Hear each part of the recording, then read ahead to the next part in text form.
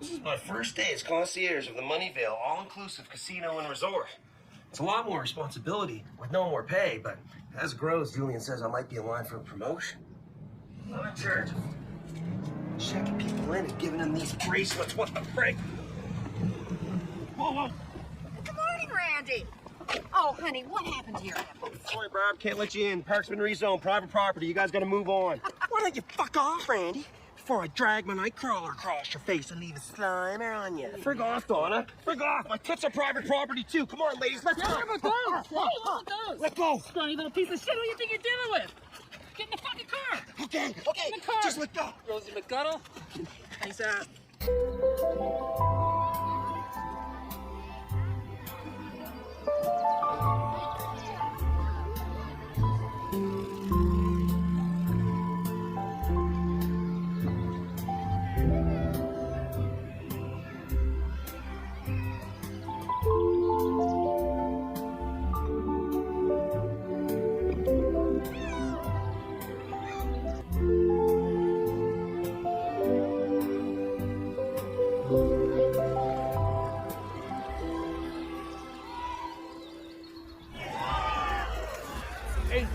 Get paid. What do you mean, hold? Hit your fucking pussy. Dude. What's up? I ain't never seen a circle like this before, man. I swear to fuck, you're getting dumber by the day. Plug's right here, Corey. Stay away from that shit that Ricky's giving you, man. Oh, there's the pit boss. There he is, dog. What's up, boys? What's up, home run? Have a seat, dog. Upscale establishment too, ain't it? Right, This place looks tight. Saying it? Only thing you need, dog, is more upscale entertainment. Like I put down bumps now, people. What the fuck is this classy day feeling country, dog? You need beats bumping, huh? That's why I'm talking about hop up right quick. There's some science, dog. I thought you said we came here to gamble and look at bitches. We did, dog. We stole all that, dog. And all that bullshit? How many times did I tell you? I rap when I want to rap. Not when motherfuckers tell me to. I'm like, eyes all over to one side. Why you tripping? Cause I want to do normal teenage kid stuff and fight my girl and shit, but I can't do that because my old man is a whack sucker. You best watch yourself, dog. It might be whack, but I ain't a sucker, aight? Yeah, whatever. I'm the fucker like Crocs. Peace. Peace, man. Wax sucker. I was here, dog. Cock bacon! Fuck! Are you feeling sorry for him? I don't know. I mean, look at him. He's trying really hard. And it kind of makes me feel like I made a mistake. You know? You made a mistake. Lucy, Ricky's a fuck up. Okay, say it with me. Ricky is a... Octopus slut! What a fucking piece of shit! Fuck! Poor creature! Fuck!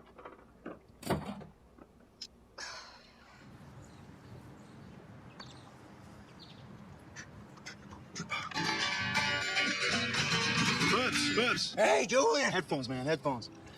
Look, man, I don't know what you did with the website, but reservations are starting to roll in, buddy. 3 couples booked for the entire fucking weekend. That's how I fucking do it, baby. You just gotta clean up this fucking mess, huh? Come on, you fucking dick! How the fuck are you still not heard? What in the... Just leave him alone, Bubs. Asshole, take that! Come on! Guys, can you not? Just don't film this for 1 second. Ricky. What? Oh, my God, it's a tire pump. Ricky, I thought you were over here fucking pounding one. I already did that. How long have you been doing that? A couple of hours, man. My arm's fucked. Yeah, 'cause this is for, like, beach balls and footballs and things. I got an air compressor. Why didn't you just use that? Because I couldn't drive the car over there. The fucking tire was... It's portable. You could have just brought it right here and just... Rick, we got people booked for the weekend, man. Nice. So we gotta get this place cleaned up, man. It looks like shit. What are you talking about? All that stuff's fucking perfectly good. It looks like a garbage dump Hey, over guys. here. Is the drugstore open? Yeah, go on inside. Whoa. Where's your bracelets? What? We just want to buy some weed. This is an all-inclusive resort, okay? $50. You can have all the gambling booze you want over there. Look, I don't know what the fuck he's talking about. Go on inside. They're not you can tell Lucy. No, He's going inside So there. get the fuck out of here. It's your choice. There's lots of other places to buy weed, dude. All right. Peace. Get the fuck out of here, then. What the fuck, Julian? Rick, it's an all-inclusive resort now, buddy. You know, they gotta fucking pay the all-inclusive rates or it doesn't work. It doesn't make any sense if they don't. How's that gonna work for my business? People aren't gonna pay $50 to come and buy dope. Hey, they start gambling, they start winning money, they get drunk, they're gonna wanna get high, they're gonna buy tons of fucking dope. That sounds fucked. It's not fucked. You're fucked. You know, that's dumb, and you're dumb, and you're dumb. fucked. Tell me what is going on in the park. How long's that been going on? Oh, you think that's cool, baby? Remember when we used to... What's going on in there? When we were dating. Barb! I ain't doing business. What are you doing to Randy? immediately! Look who it is. The skinny. Yeah. Oh my God, that was so much fun, girls. Randy, Good luck sitting down, man. are you okay, bud? No, Mr. Lee. What the hell's going on, Barb? What do you want? What I want, Jim, is justice. Look, that park was stolen from me and from you, and I want it back. And so should you. But I don't, Barb. Don't you get it? I don't want it back. You want it back? You get it back and keep my goddamn chair. I don't care. Just leave Randy and me alone, okay? No, not okay. I want you over at that park, and I want you to find out what the fuck Julian is up to. I'm not going back to the park. I'm not going to do it. Say that again? Into my good ear? Because I don't think I heard you, motherfucker. Yeah, and have you suddenly forgotten the conversation we just had? I'll give it a go, Barb. Don't give it a go, Jim. Do it. Okay, Randy? Damn good, Mr. Lee. Oh, Randy, listen. Hey, no entry unless you have a bracelet. Excuse me? We booked through your website for the weekend. Who the fuck do we talk to? I'm sorry, you guys have reservations? Yeah, we booked for 3 nights. Okay, you weren't talking to my concierge up at the gate there? Fat guy, no shirt, bow tie? No? All right, okay, cool. I'll take care of you. All right, let's go. Actually, the first place you're gonna want to go is in the drugstore there. Let's get you all set up some edibles, some smokables. Don't. Fucking drinking. Get hard. Need the fucking zone, dude. All right, you guys ready to party? Yeah. Right on. My This name's is Julian. fucking bullshit, Julian. Ricky, just... Hi, Bubbles. Bubbles and the shit rockers. I'll be taking care of all your entertainment needs. Come right in. Get you guys set up with some liquor drinks. You like liquor drinks? Yeah. Marguerite, liquor drinks, please. Hey. You cut my ass off. You'll see mine to make some shit up to you, you know what I'm saying? I want to give you a little privacy with your shouty. You know what I'm saying? Might be just what the doctor is ordered. You ready? Yeah. 3, 2, 1. Huh? Blah, blah. What's that creeping out your mouth? That's a smile, ain't it? Saying? Have a seat, dog. Got your chips, you know what I'm saying? You have bottles popping, play some video games with your candy, huh? Would a wax sucker do this for a mouth? I don't think so. It's tight, ain't it? Yeah, it's all right. As though if y'all two gonna be pushing up on each other right quick. I probably know more than you do, bitch. Just saying, if you're going down south, you know what I'm saying? Put a Jimmy hat on your shit.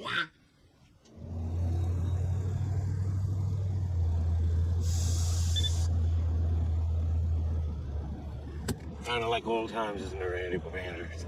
A little bit, yeah. Randy, listen, don't get me wrong. I love living outside the park. My life's so perfect, Randy, but just seeing you the last couple of days makes me think there's something missing in my life. You know what I mean, bud? Yeah, Mr. Lee, I don't think we should complicate things right now. Thanks, Mr. Lee. I'm just dropping it off. Where the fuck have you been? Barb and her goon bitches kidnapped me, Julian. And they did things with me with a friggin' mackerel, a frozen one. What the fuck are you talking about? Barb's got them for you. Seriously. She told me that I had to come over here, scope things out, and spy on you and see what kind of plans you're making, Julian. Is that right? Yeah. I told her I didn't want to have anything to do with it. But she... Julian. Hey. She's blackmailing you. Yeah. How fucking stupid do you think I am, huh? I don't think you're stupid, Julian. I think you're a lot of things. You're not stupid. The suit looks really good on you, bud. Fuck back in your car and don't come back. I think you should go, Mr. Lee. Listen, Julian, I'm really sorry. It wasn't my fault. Do your fucking job! Fucking idiot.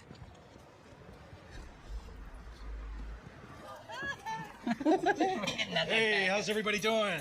You guys enjoying yourselves so far? Yeah. Everything cool? Can I get you guys anything? When does the free dope start rolling out? Free dope. Dope's not included. Just the rooms, booze, snacks, gambling. What are you talking about? The ad on the website said all the fucking dope you can smoke. Are you fucking kidding me? Christ. Hey, Ricky, how's that? It's the little fuck right there. Can you get any straighter, Lee? Ricky, I'm not a fucking bumper specialist. I'm not gonna get it back to factory perfect, and I kinda don't have time for this. I need to get practicing. Come on, buddy. Don't quit just because you suck at something. I don't suck at it. You fucking suck at it. That's why you brought it to me, remember? Boys, what the hell did you put on the internet? What, the commercial? It's fucking awesome. Did you see it? Let me see the fucking thing. Are you you tired of having to haul out your wallet every single time you buy a drink at the bar? Are you sick of getting kicked out of casino? Are you too fucked up? Hey, suck my cock, pig! Then come to the Moneyvale All-Inclusive Resort and Casino at the Sunnyvale Trailer Park. Gambling, luxury accommodations, unlimited drinks, privacy. And once you hear all the fucking dope you can smoke, Ricky, the Moneyvale All-Inclusive Park. Call now or book online www.moneyvalecasino.com. Are you guys fucked in the head? Why did you let him mention dope? Well, what's the difference between saying that and saying fucking free liquor and gambling? Pops, there's a big difference. It's dope. Nice going, buddy. You just fucked up the entire business. Fuck, Julian, chill out. No one's gonna see it, man. They'll put it on the fucking roly-pipey internet. It's not gonna put it on Channel 10. Rick, billions of people have the internet. Billions. It's like rocks of sand, not fucking people. Well, guess what, Ricky? Your dope's free now to everybody that has bracelets. Free? Why? Because you advertised it that way. Right in the fucking ad, man. It's an all-inclusive ad. Do you know what all-inclusive means? Yeah, it means that most of the stuff is inclusive. No, it means all of it is. Jesus Christ, Pops. You know what I expected from this stupid fucking idiot? But what were you fucking thinking? You told me to fucking deliver a cool ad, and I delivered a cool ad. That fucked everything up. Take it down. And guess what? You're not playing music at my bar anymore. I'm changing the whole music format. That's fucking bullshit. I didn't fucking know that dope wasn't inclusive or that he didn't know what it meant or fucking... This is fucking bullshit, Julian. Fuck you. Oh, fuck you. I'll take the fucking thing down and I won't play at the bar anymore, but guess what? You don't fucking ask me to do anything for you ever again. How about that? How about that? I'm so fucking pissed on you. What the fuck are you doing? Better just fix that fucking thing. I don't give a shit. Oh, you don't give a shit, is that right? Okay. I don't give a shit about any of your fucking stuff either. You're gonna make me lose more money now, are you? Is that the game you want to fucking play? Huh? You want to fucking play? Where are you Is going? that the game you want to fucking play, you stupid fucking idiot? Huh? Yeah? Fuck off with that. Oh, are you fucking kidding me? Are you... You fucking asshole. What are you gonna do, Julian? Oh, you wanna go to fucktown? Is that where you wanna fucking go? You wanna go to fucktown? You put your fucking gun down. You put your fucking gun down. Put your fucking gun down. I'll put my fucking gun down. Put your fucking gun down. All right, we'll put them down at the same time. Count of three. You ready? 1, 2, 3. Yeah, I fucking knew it, Julian. Put your fucking gun down, man. Put your fucking gun down. Yeah? What do you want to do here? What do you want to fucking do? Shit on me. He can take a fucking big hydraulic suck on my fucking nuts. The fuck is that, Jimmy Kimmel? Hello? Hello there? Hello? Jimmy Kimmel? Yes, how you doing? I'm doing good. How are you doing? I'm doing well, thank you. Can you hear me all right? I can hear you great. Am I on the TV right now? Yes, TV right now. Now, I'm calling about this all-inclusive resort and casino you're running in your trailer park there. Are you the owner of this? Well, I'm kind of one of the partners. You know, my best friend Julian, he opened it in his trailer, and it's kind of like, Jesus, Murphy. What's wrong? Wow. Like that. Is that I'm in a fight with my best friend Ricky, a bit of a gunfight. Can you just gunfight? hang on 1 second? Yeah. Don't hang up. Get again. Boys, Jesus, boys, get over here. Jimmy Kimmel's talking to me on the computer. Jimmy Kimmel? Jimmy Kimmel's live on the fucking computer. Get in here. Fuck's sakes. Ricky, get in here. Look, Jimmy Kimmel's called us on the thing. He's asking about the casino. Wait, hey, were you shooting out there? Yeah, Dickie Nuts over there was shooting my trailer. He shot at my car first. Boys, what the fuck's going on here? I'm sorry, I'm on the internet where you guys are running this resort and casino with free marijuana or whatever in your trailer park. Is that correct? Yeah, man, it's completely gated. There's a kick-ass casino, live entertainment, lots of free booze. Man, it's fucking awesome. Tons of dope. So you actually allow people to smoke dope in the casino while they're gambling. Is that legal in Canada?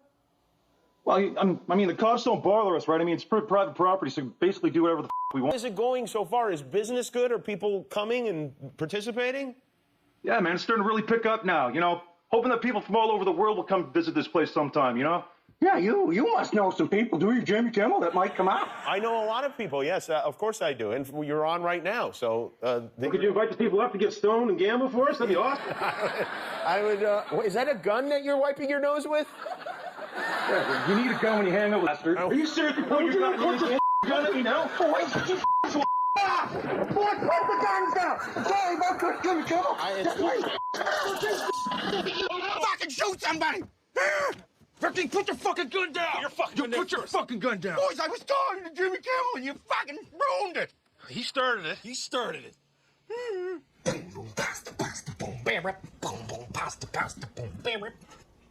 Hey, what you doing, you man? Look like I'm doing unpacking. What you packing for? Where you going? Going to move with my mom's. But you got a mom's up in her. That Mexican bitch. I don't know. Marisha, don't talk to her like that, dog. Just did. Hey, let me tell you something right quick. That's emotional baggage, what you doing, dog. Hey, sit on the bed right quick. Hey, sit on the bed right quick. Talk to me mouth to mouth. You ain't going nowhere, dog. Just take a breath. Tell me what's going on. Sure. That's right. I asked that bitch to make me a sandwich. She didn't even pair of mittens. She learning, dog. She learning English. She trying. Baloney sound like mittens, you know what I'm saying? When you say them quit. Be patient, dog. Ain't nothing wrong with her. We all trying, all right? It's a new arrangement, you know what I mean? This ain't no place for kids to grow up. Suckers hassling you to spit rhymes. I just want to study. Is that what this about? Yeah. They pushing you too hard to spit?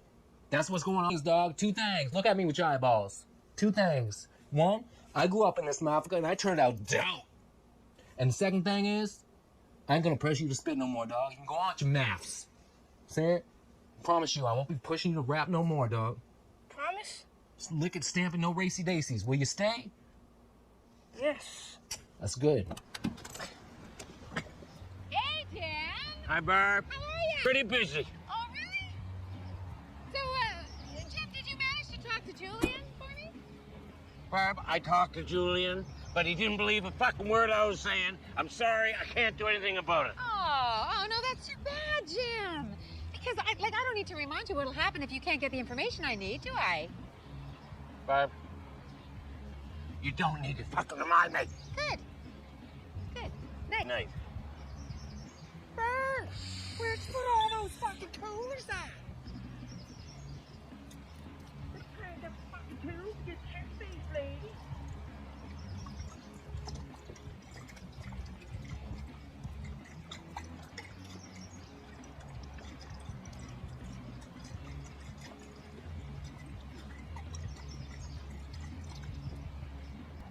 Well, I guess I came down pretty hard on Bubbles and Ricky, but, I totally thought they fucked up my entire business.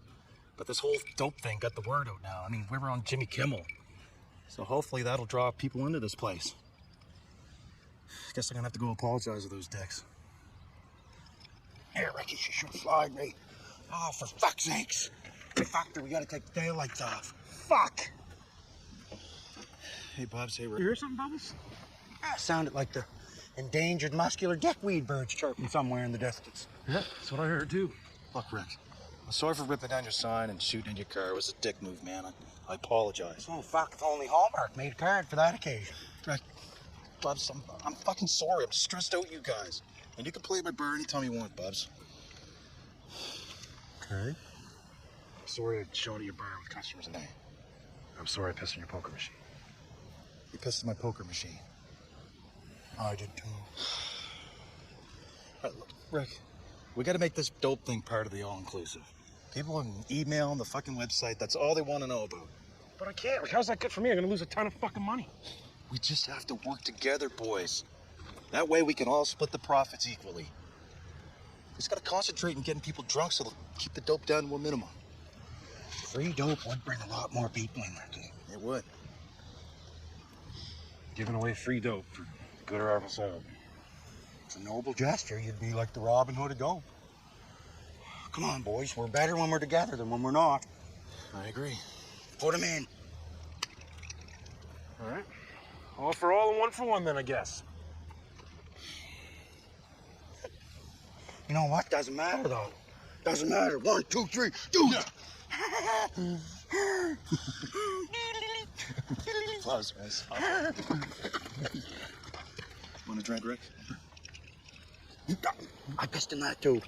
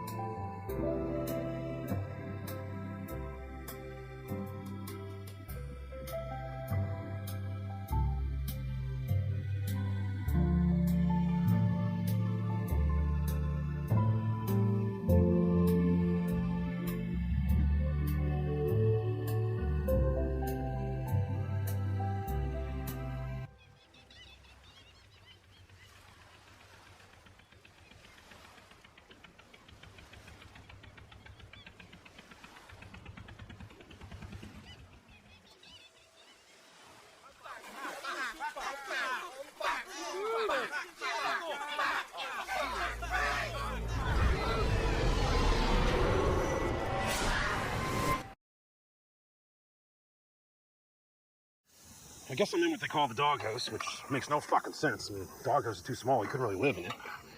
Anyway, there's one thing a woman can't resist. Breakfast at bed. Check that out.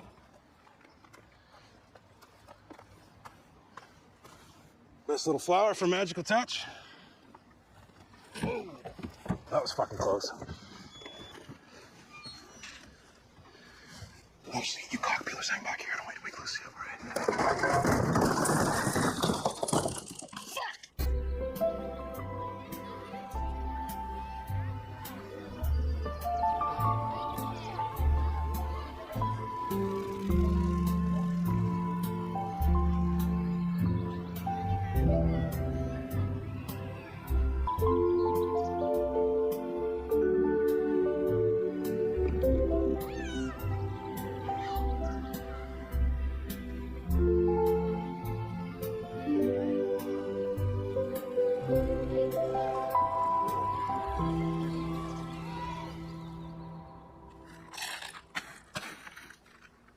They didn't touch the floor. They were on this book here, so they're fine.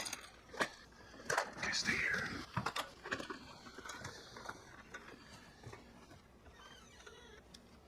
Hey, Lucy.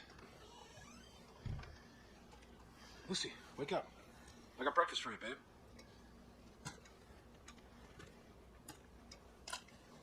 Lucy. Lucy. I brought you breakfast. And I wanted to come here and just say how fucking sorry I am for fucking things up so bad. Yeah. That's never gonna happen again, I can promise you that. This is breakfast in bed, some Cheerios and There was a little bit more, but a little bit got spilled in the way fucking camera guys knocked it over. Thanks, it's great. You still mad? Still mad? Are you fucking kidding me? Of course I'm mad. I'm spending all of this energy thinking that we're gonna have a baby. You're gonna break the law with your best fucking friend. Like, yeah, I'm mad. Lucy, listen to me. I promise you that I will never lie to you, never again about anything. Yeah? Yeah. Well, actions speak louder than words, so prove it. You know what? I can prove it right now. Because I'm not gonna lie to you. Can I borrow your car to do a truck heist? What? It's okay. It's not really. It's actually a legal robbery. It was set up by that lawyer you used to bang. You know, Zero risk. just take the fucking car. I don't fucking care. Really? Awesome, Lucy. Yeah, you can take the breakfast as well. You're not gonna eat this? It's fine. I'll eat. It's great. Let's go. Right on, Lucy. You know what? This honesty stuff's really fucking cool. Yeah, just get the fuck out. Let's go. Love you. What the fuck, boys? You can't be filming Lucy when she's in fucking bed. It's a dick away from me. Okay, boys. Brand new formula. You're gonna fucking love it. Take lots of notes, all right? How fast it kicks in, how strong it is, how long it lasts, everything. I've actually got a lot of stuff to do today, Ricky. No, you have just this to do today. Can I ask one question? You just did. Boys, we doing this? I got Lucy's car. Oh, you got Lucy's car? Nice work, buddy. Bubs, let's go, man. I'm just gonna hang back here, Julian. I got some cart work to do. Bubs, it's gonna take a half. I'm cool with it. Well, let's go then. Corey, Jacob, coming with us. Whoa, we're not taking these guys. Rick, they gotta drive the truck, man. I know, but they might be fucked. They're always fucked. Come on, let's go. I don't want this guy waiting for us. I can feel it already. Oh, you have to fucking ride it out. Don't be a pussy. And don't tell Julian. You cool, Bubs? I'm fucking cool. You got your gun? gun. I don't need a fucking gun, do I? Here's all the fucking masks and shit, boys. If you guys leave, I promise I'll testify. I just want my life back, Barb. Give us a minute, girls. Jim, sit down. Barb, listen. No, Jim, look, I realize how hard this has been for you. You do? Of course I do. But Candy has grown so attached to this place, there's no way she would leave. I mean, I wouldn't want to be the person to tell her, would you? So, you see, you will testify because you are a weak little man. A shell of your former self. Bye-bye, fuckface. Bye-bye. Bye-bye. Toodly-doo. Thanks a lot, Barb. And the fuck around, gang, pinching each other's wieners. Oh, switch up, relax, man. This is all figured out. It's not all figured out, because who's gonna drive the fucking truck now? They're not. Obviously. It's not my fault they're all fucked up. It's Ricky's fault. I fucking told you were fucked. You wouldn't listen to me, would you? Hey, Tickle Twins, get the fuck over here and smoke this. You need to come down. You're driving me nuts. So you're gonna make them smoke weed to bring them down from all the liquid weed they ingest. That's fucking brilliant, Ricky. It's not weed, it's hash. If you knew more of it, smoking weed and hash, you know what the fuck I'm talking about. Get that shit. See, I told you, man. I guess we should take our guns out, eh? Make it look real. Ricky, don't put the fucking gun away, man. What are you doing? Why would you pull a gun out if it's a fake robbery?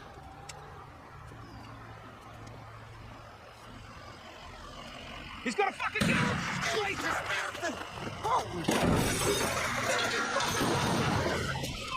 You fucking cocksucker! You're paying for the fucking door! Get out of the fucking truck! Get out of the fucking truck! What are you doing, Danny? We're Steinberg's guys! I'm not Danny, I fucking kissed him. Danny got busted for drinking and driving this morning. For fuck's sake! Julian Jacobs shot! Oh my Shot! Look at this shit! Look at this fucking door! What fucking Jesus! Julian, you better get this thing down. Lucy's gonna fucking kill me over this shit! And this is my fault! Whose fucking fault is it? Would you real? Get that quick! Relax! Chill the fuck out! Julian, he's fucking shot!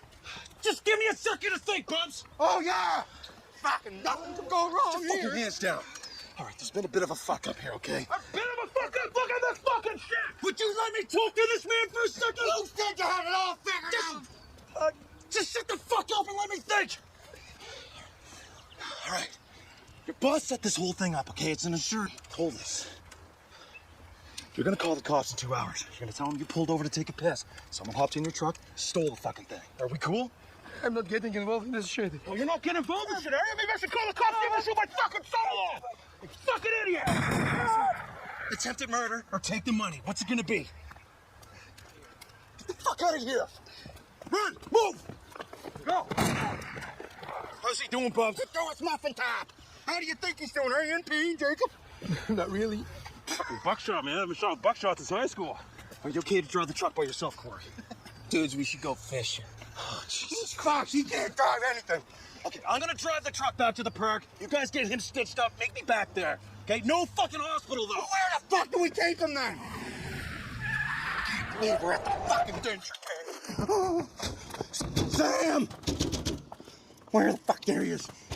Sam. Hang on, Jacob. Open up, we got an emergency, bud. Sorry, guys, I'm shut down for renos. My son-in-law's bleeding out. You gotta fix him. Jacob, get yourself in here. Get the fuck in. Come on, Corey, get him. I've been doing a lot of thinking.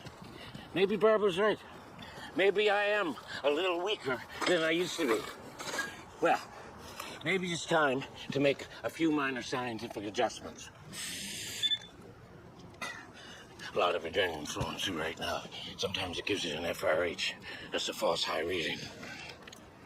I am involved with a trio of sexually deranged, maniacal rug munchers. This will help to load the vessel. Oh, liqueur. Smooth, tastes fantastic, and it has way less alcohol content, which enables me to fine-tune my liquor levels. Look at that. Look at that. Hardly any shaking. Guess what? I bet you I'm a perfect 0.12. 0.16. Oh. It's probably closer to 0.14 with all the fuck these numbers mean anyway. See, the bullet went right through, guys. So a couple stitches on each side, and it's all good to go. You're free. Right on, Jacob. Thanks, Sam. Ricky, come on, buddy. Put the gun away. Can't you see everything's all good now? Fuck, Sam, no offense, but you used to be a real arsehole. How come you're being so friendly? Well, Bubbles, my mother, God rest her sexy soul, she told me on her fucking deathbed, Sam, don't be such a fucking asshole, buddy. And you know what? Everybody's nice to me. I got money in the bank. I'm getting fucked and sucked. Life is a fucking dream, boys. Your mom was pretty hard. Yeah. Very motivational speech, too, Sam. Hey, dude, your office is fucked. See, perfect example, okay? The old Sam would have freaked out. Some young kids came in and stole my fucking safe. If it wasn't for what was in that safe, I would give a fuck. Seriously. Teeth. What did you say? I didn't. How did you know there were teeth in my fucking safe? I didn't. There's teeth in there? What? Those are my mother's fucking teeth. Just... Which one of you on the phone? What the fuck is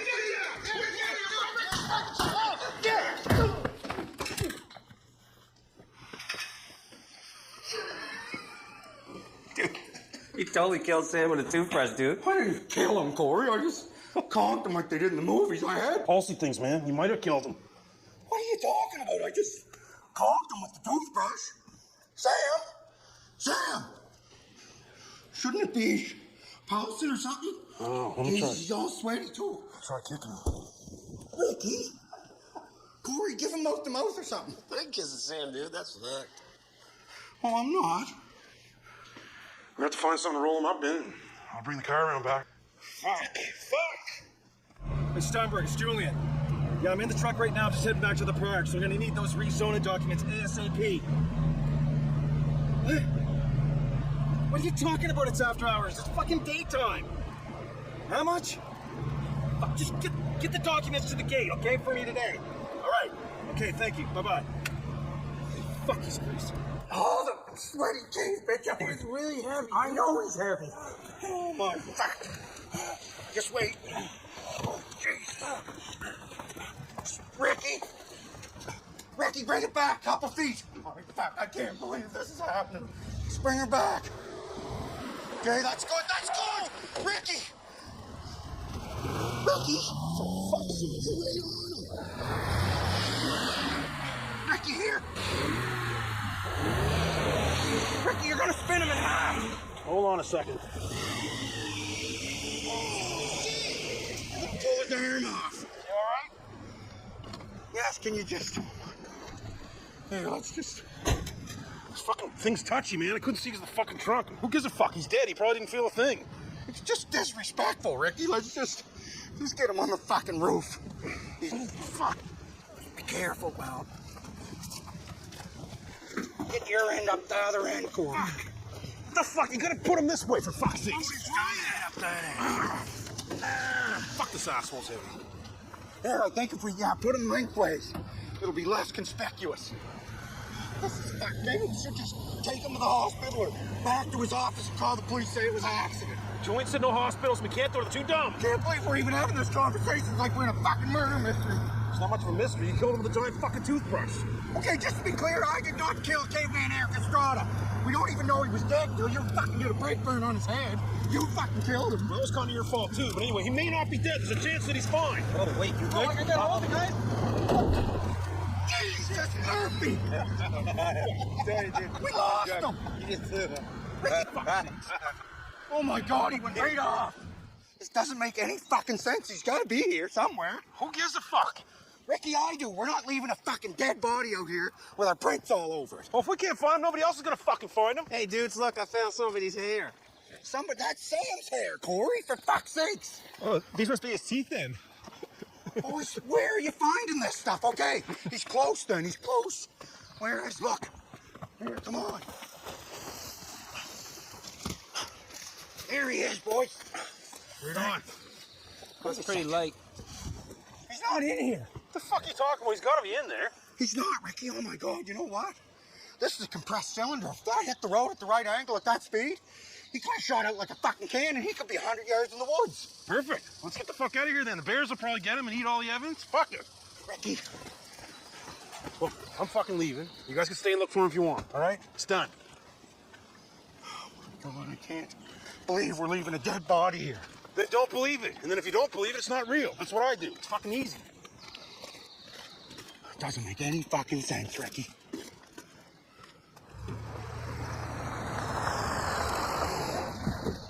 How'd you make out, boys? Pretty good. Jacob was a bit of an incident. Sam's body flew off the car. It was actually super cool. What the fuck are they talking about? Killed Sam Wasco. What? I conked him with a fucking toothbrush and then he ran him over with the car. So Sam's dead. Really fucking dead. Fuck, boys. Oh my God, Jacob, are you okay? Hey, Tony, I took it. I got a little bit shot. Shot? Yeah, no, don't worry, I'm okay. Yeah. What in the fuck happened to my car? Well, let's see, I could lie to you and say some dummy sideswiped us, but I'm not gonna do that. I'm gonna tell you the truth, like I said I would. Julian fucked up and the wrong truck driver was there and got in a bit of a gunfight. Jake was so fucking high, he didn't take cover and get shot. And we took him to Sam's to get fixed up. And Bubbles killed Sam with a fucking toothbrush. What? Oh my God. Didn't know it was an accident. You guys fucking killed somebody? I'm done. I'm done. I think you're done, Lucy. I told you the truth. Just because you told me the truth doesn't mean you can do whatever the fuck you want to. Like, you're officially out of this family. It's fucking over. What?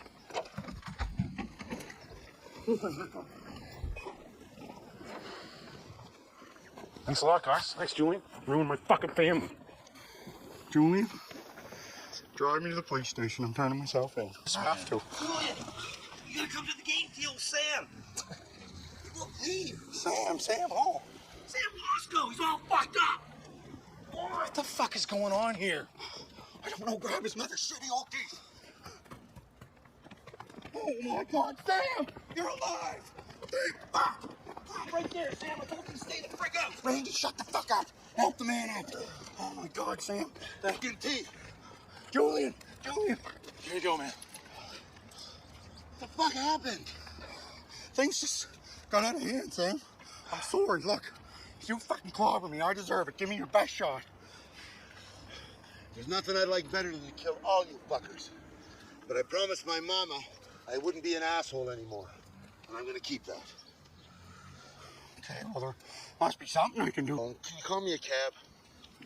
Randy, you heard the man. Call him a fucking cab.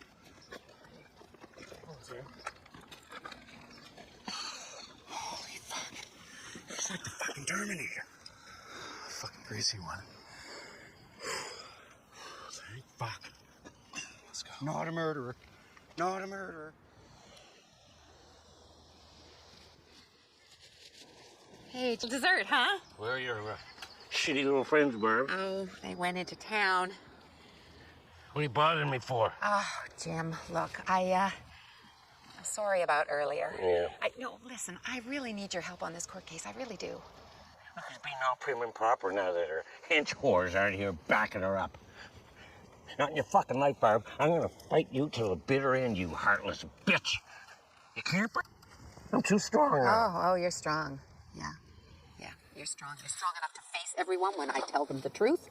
The truth about what? You know about what?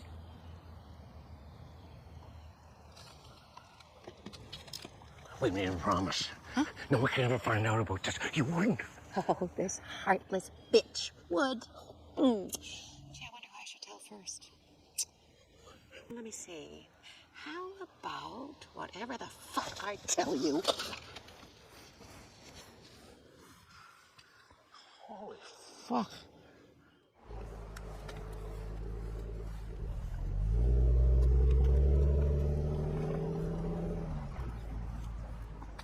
You guys aren't gonna believe what's in this fucking truck. You ready? Unless Trey's wedding money's in there, I don't really give a fuck. I'm about to change your fucking mind. Check it out, boys. Holy fuck, what is all this shit? It's an entire fucking casino in here, Bobs. We got booze, e-cigarettes, slot machines, game tables, uniforms, everything, man. Liquor. Fucking right, there's tons of liquor in there. You know what I was thinking? Now that we're rezoned as private property, we could turn Sunnyvale into an all-inclusive casino resort. A resort? Yeah, Moneyvale. Fucking right, man. Fucking resort casino? I've never been to a casino. It's gonna be our retirement, boys. Let's have a toast here. Come on, Rick.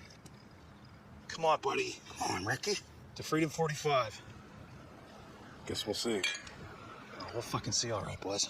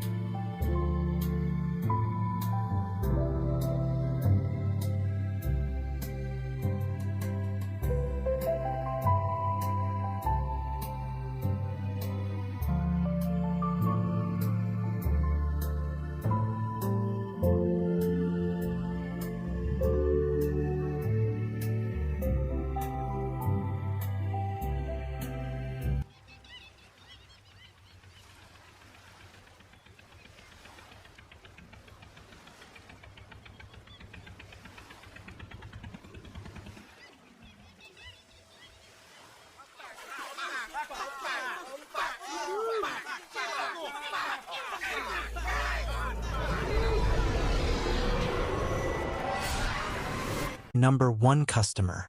Some people think this beer is a little bit strong, but not Donnie, Bubbles noted cheerfully.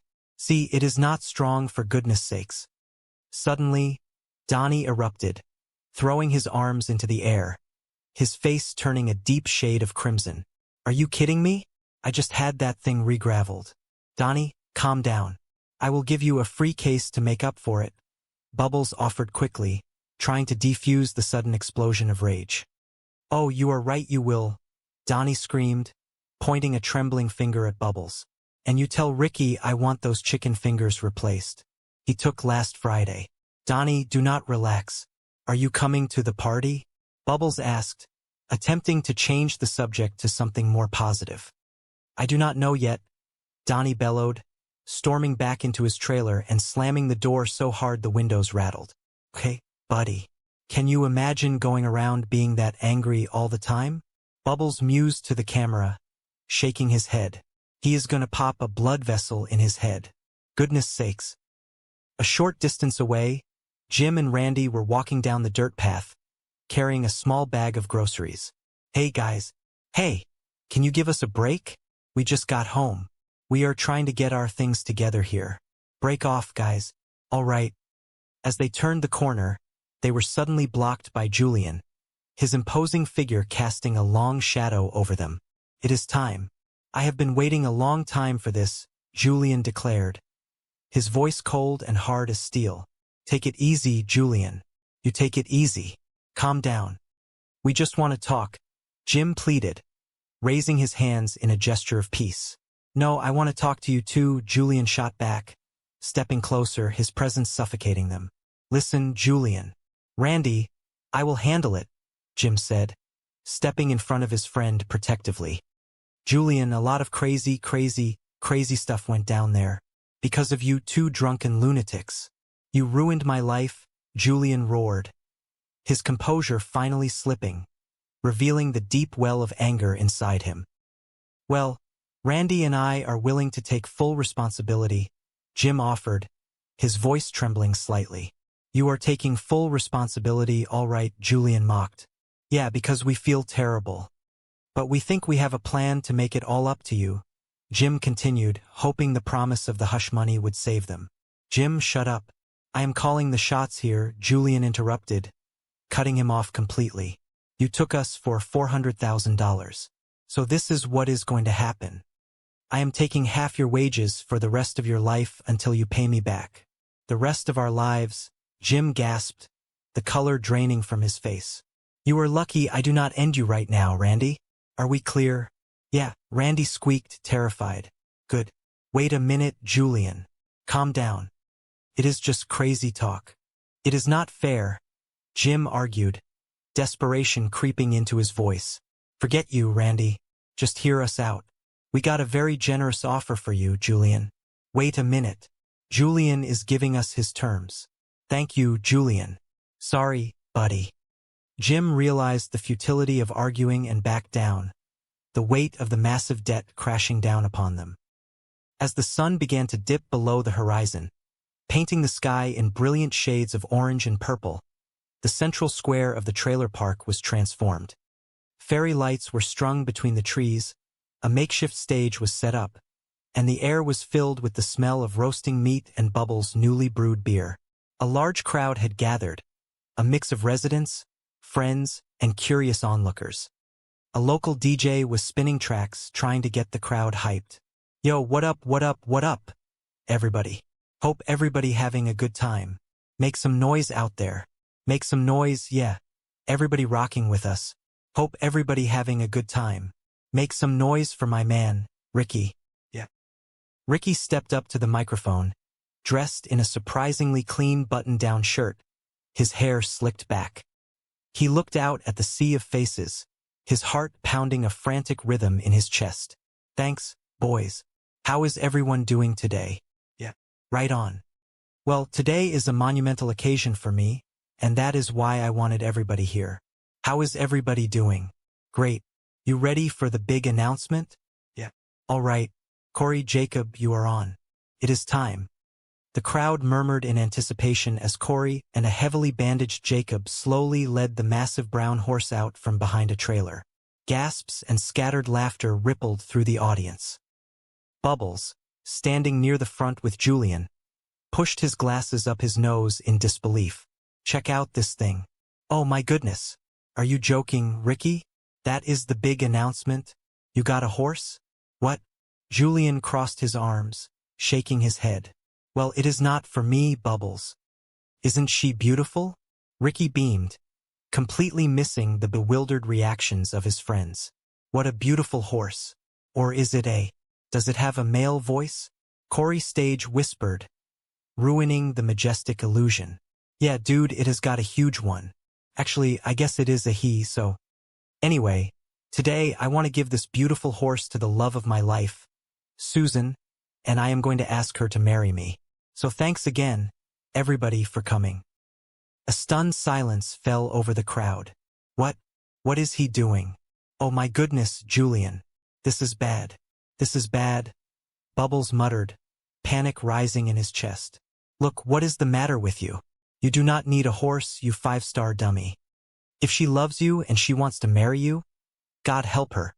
You do not need a horse or anything else. Ricky, get down here right now.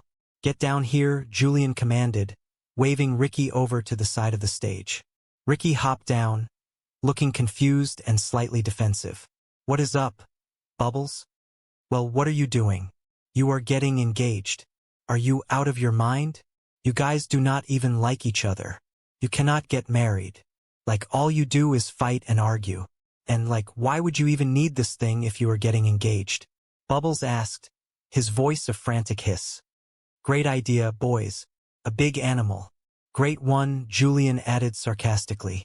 Forget you, cousin. Take this thing back. Take this thing back to the horse store. Right now. Get going. Okay. Nice one. Let us go, dude. Watch out. Watch out, dude. Corey and Jacob struggled to turn the massive animal around, nearly trampling several lawn chairs in the process. He is a beautiful horse, but, I mean, Ricky. Jesus, Murphy, Bubbles sighed, rubbing his temples. You know what, though, Bubbles? Like, I really do think that I love her enough, Ricky said, his voice dropping to an uncharacteristically vulnerable tone. And you know what they say, good hard, heavy passion should cancel out hard, heavy arguing and fighting, right? Ricky, who says that? Who says that? Bubbles asked, completely baffled by Ricky's twisted logic. Okay, you know what? Maybe a horse was a bit much, gift-wise, whatever. I just wanted to show my future wife how much I loved her. So I wanted it to be big. But I guess the real big news here is the engagement, right? I guess it is, Ricky. Congratulations. I do not know. I just want you to be happy. But that is fine. Bubbles conceded softly, realizing Ricky's heart, however misguided, was in the right place. Yeah, me too, buddy, but Julian started before being cut off by the screech of tires. Well, here she is now, everyone. Thanks again for coming, Ricky announced into the microphone as a beat-up sedan slammed to a halt at the edge of the party. The door flew open, and Susan stormed out. She was a whirlwind of rage, her eyes blazing with a fury that seemed to lower the temperature of the entire park. Where is he? Oh, there he is. There is the hopping gobbler, she screamed, her voice echoing over the silent crowd. You dirty low-down lying bastard. You mother. Where did you catch it? Huh? From one of these trashy trailer people? The crowd gasped, stepping back as if she were radioactive. Ricky's romantic smile vanished, replaced by shock and defensive anger. Well, who are you calling a trailer person? Do you want to go to a funeral or what? Just calm down, please. What are you talking about? Catch what? Catch what? Catch what? Chlamydia is catch the what? I am kicked out of my house because of you. You gave me an illness, you piece of garbage, you cheating rotten infused magnet. We are done. Forget you. Forget you. Ricky stepped forward, his pride wounded deeply. Susan, hold on here. You listen to me right now. I did not see anybody else. Why would I? I love seeing you. Susan let out a harsh, bitter laugh. And you are living with someone? What are you married? And you should appreciate it. You got a payday, man? Before Julian could answer, the door swung open, and Ricky stumbled inside, clutching his arm, his face pale and contorted in pain. I cannot get this cat to stop bleeding, he groaned, grabbing a rag from the counter and pressing it against a deep, angry gash on his forearm. It is driving me nuts. Bubbles gasped, dropping his brewing tools. Ricky, what in the world did you do to your arm? Well, that girlfriend of yours finally tried to do you in, did she? Julian asked. His tone laced with dark humor but his eyes betraying deep concern. Ricky shook his head, wincing as he applied pressure. I have been dating this girl Susan now for 4 or 5 months. And it has been great. I actually forgot how much I missed having someone to share everything with. I mean, she is a bit hard to deal with at times, but the connection is the best I have ever had in my life. Like, insane. Like, it is so nuts that I got to get back in shape. I did not realize how out of shape I was until I started seeing her. Those things are not helping me. Come on. Bubbles watched Ricky carefully, his mind racing with protective thoughts. Part of me is really happy for Ricky. I think it is good, and I think he needs a girlfriend in his life. But to be honest, she scares me a little bit. And by a little bit, I mean massively. And I do not like the way she controls his mind without him even realizing it. Julian stepped forward, examining the wound. Goodness, Ricky, look at this thing. That is a nasty cut. How in the world did you do this? Ricky looked away, his eyes darting nervously as he spun a tale. Well, me and Corey and Jacob were rollerblade skiing. Actually, it was a good time. And we are flying along and all of a sudden, boom, hit this patch of gravel and we go down. Like we went down hard. Jacob got the worst of it. It was terrible. They should not even be allowed to make gravel. Just not good for rollerblade skiing, let me tell you. Julian crossed his arms, his expression transforming into one of utter disbelief. Yeah, rollerblade skating. That is what you were doing. How and where would you guys even get rollerblades? First of all, obviously, you stole them. No, we did not steal them, Ricky protested weakly. We got them at the, what is that new store? I read everything and the guy opened up. Julian let out a sarcastic laugh. Great idea, buddy. Holy smokes. The I read everything store. Suddenly, Jacob and Corey stumbled into the shed. Jacob was clutching his chest, wincing in agony. Dad, why are there ball bearings in Jacob's chest? What happened last night? Julian demanded, pointing at the small, round indentations on Jacob's skin. What? Those are not ball bearings. Ricky lied, sweat beading on his forehead. They are pieces of gravel from the rollerblade skiing accident we had. Nice try, Julian growled, his voice dropping an octave. Tell me the truth. Those are from a shotgun shell. Those are from a shotgun shell. You got shot again, Ricky. Do not lie to me. Ricky sagged against the wooden wall, the weight of his secret finally breaking him down. Okay, you know what? Boys, I am sorry. I have been keeping a secret from you guys the whole summer. I was not upgrading my small engine repair certification, and I was not taking that crane operator's course I told you about. I was secretly growing herbs by myself in the woods down by Billy Bluff. Julian stared at him, disappointment radiating from every pore. Unbelievable, Ricky. You promised me. I know. I am sorry, Ricky pleaded, his voice thick with emotion. But, I mean, it was amazing. I developed this new strain with the head grower from that medical place in the mountain. Incredible. Yeah. I had irrigation 75 plants. It was beautiful. Somewhere 8 feet high. It was amazing. Julian shook his head slowly. Do not care, Ricky. And I had a one-shot backdoor cash deal. Ricky continued, desperate for them to understand his vision. If it was going to happen today, I would have been done for life. Do not care. Do not care, Julian repeated coldly. Anyway, last night, it all went terrible, Ricky confessed, looking at the floor. And yes, I did take Jacob and Corey with me. That is on me. But it was not supposed to go down like that. When we got there, they cut down the plants with these other guys and they stole all my product and they shot us. Julian threw his hands up in the air. You are unbelievable. How could you take my son-in-law on a job like that? Well, he did want to go, Ricky argued weakly. He did not have to. Julian scoffed. Oh yeah, it is his fault. He wanted to go. What if he wanted to just jump off a bridge? Ricky? Would you let him? I do not even know what that is, Ricky mumbled. Why would you do this, man? And without us, you guys could have been injured badly. You know what, boys? I was this close to being retired, Ricky yelled, holding up 2 fingers an inch apart. This close. And I am going to find out who stole the product, and I am going to take care of him. No, you are not, Julian commanded with absolute authority. It is over. The product is gone. Leave it. Bubbles, who had been watching the exchange with growing despair, finally spoke up.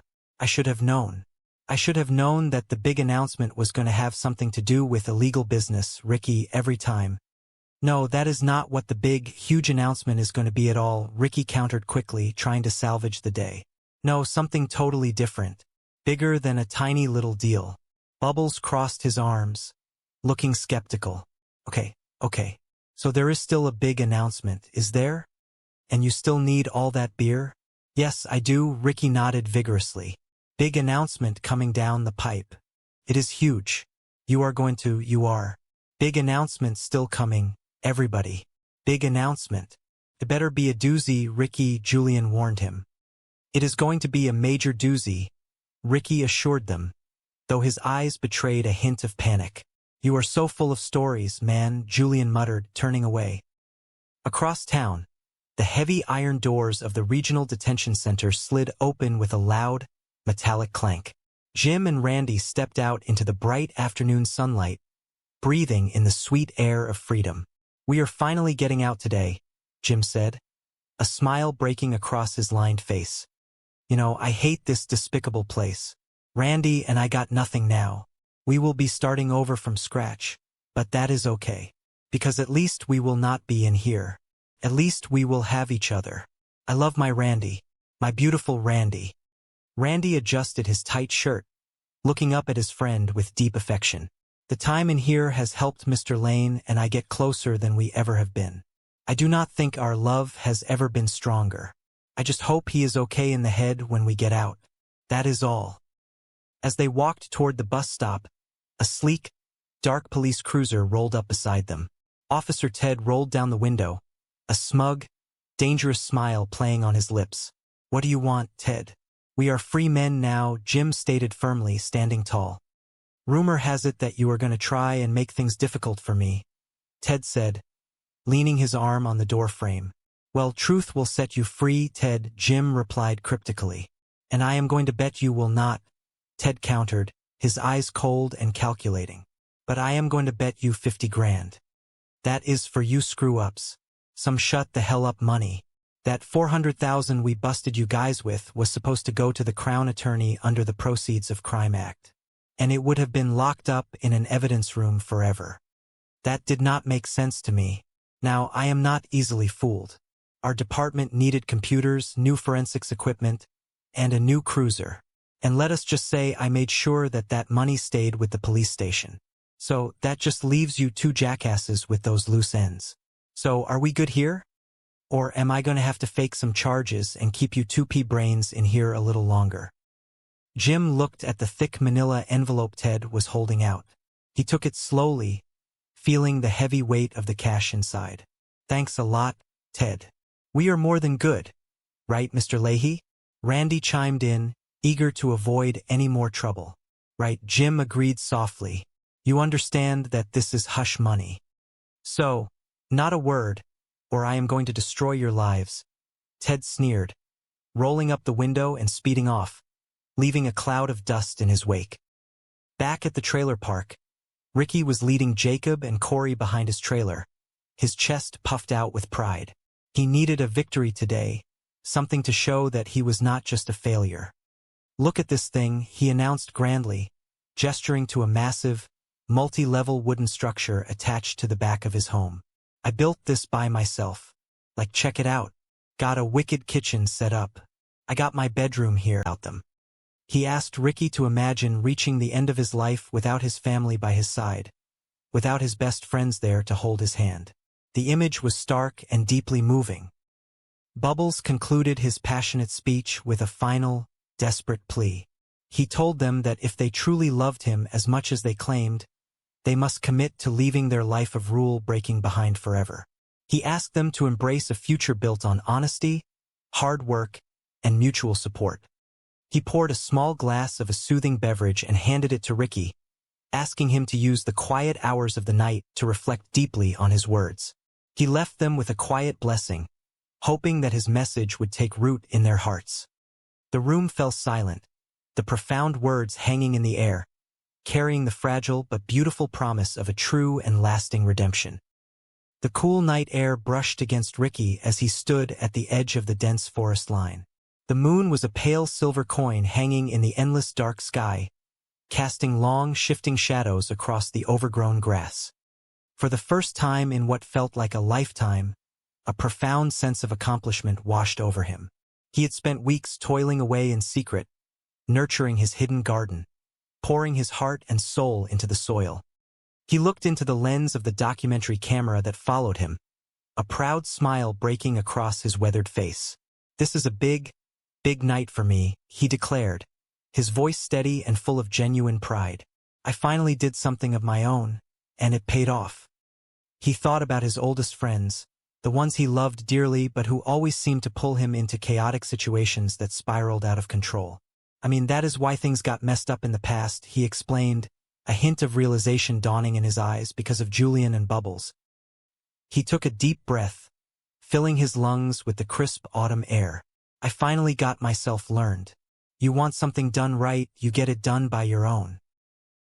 He paused, a flicker of humility crossing his features as he remembered the small assistance he had received along the way. "Well, you helped a bit too, Ricky," he muttered to himself, acknowledging his own hard work. The quiet moment of reflection was suddenly shattered by the eager, overlapping voices of his two younger companions, Corey and Jacob, who had emerged from the brush. "Yeah, man, we totally had your back, dude," Corey chimed in, grinning from ear to ear, oblivious to the solemnity of the moment. Ricky snapped back to his usual gruff demeanor, annoyed by the interruption but secretly glad they were there. "Would you shut up? Can you not see I am talking here?"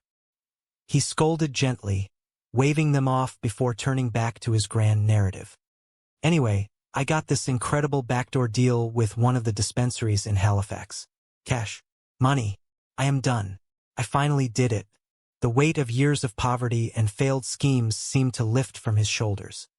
And Julian and Bubbles are probably going to be a little upset if they find out. I was going to do it first, but I am just going to throw a massive party, and that will fix it. Parties fix everything.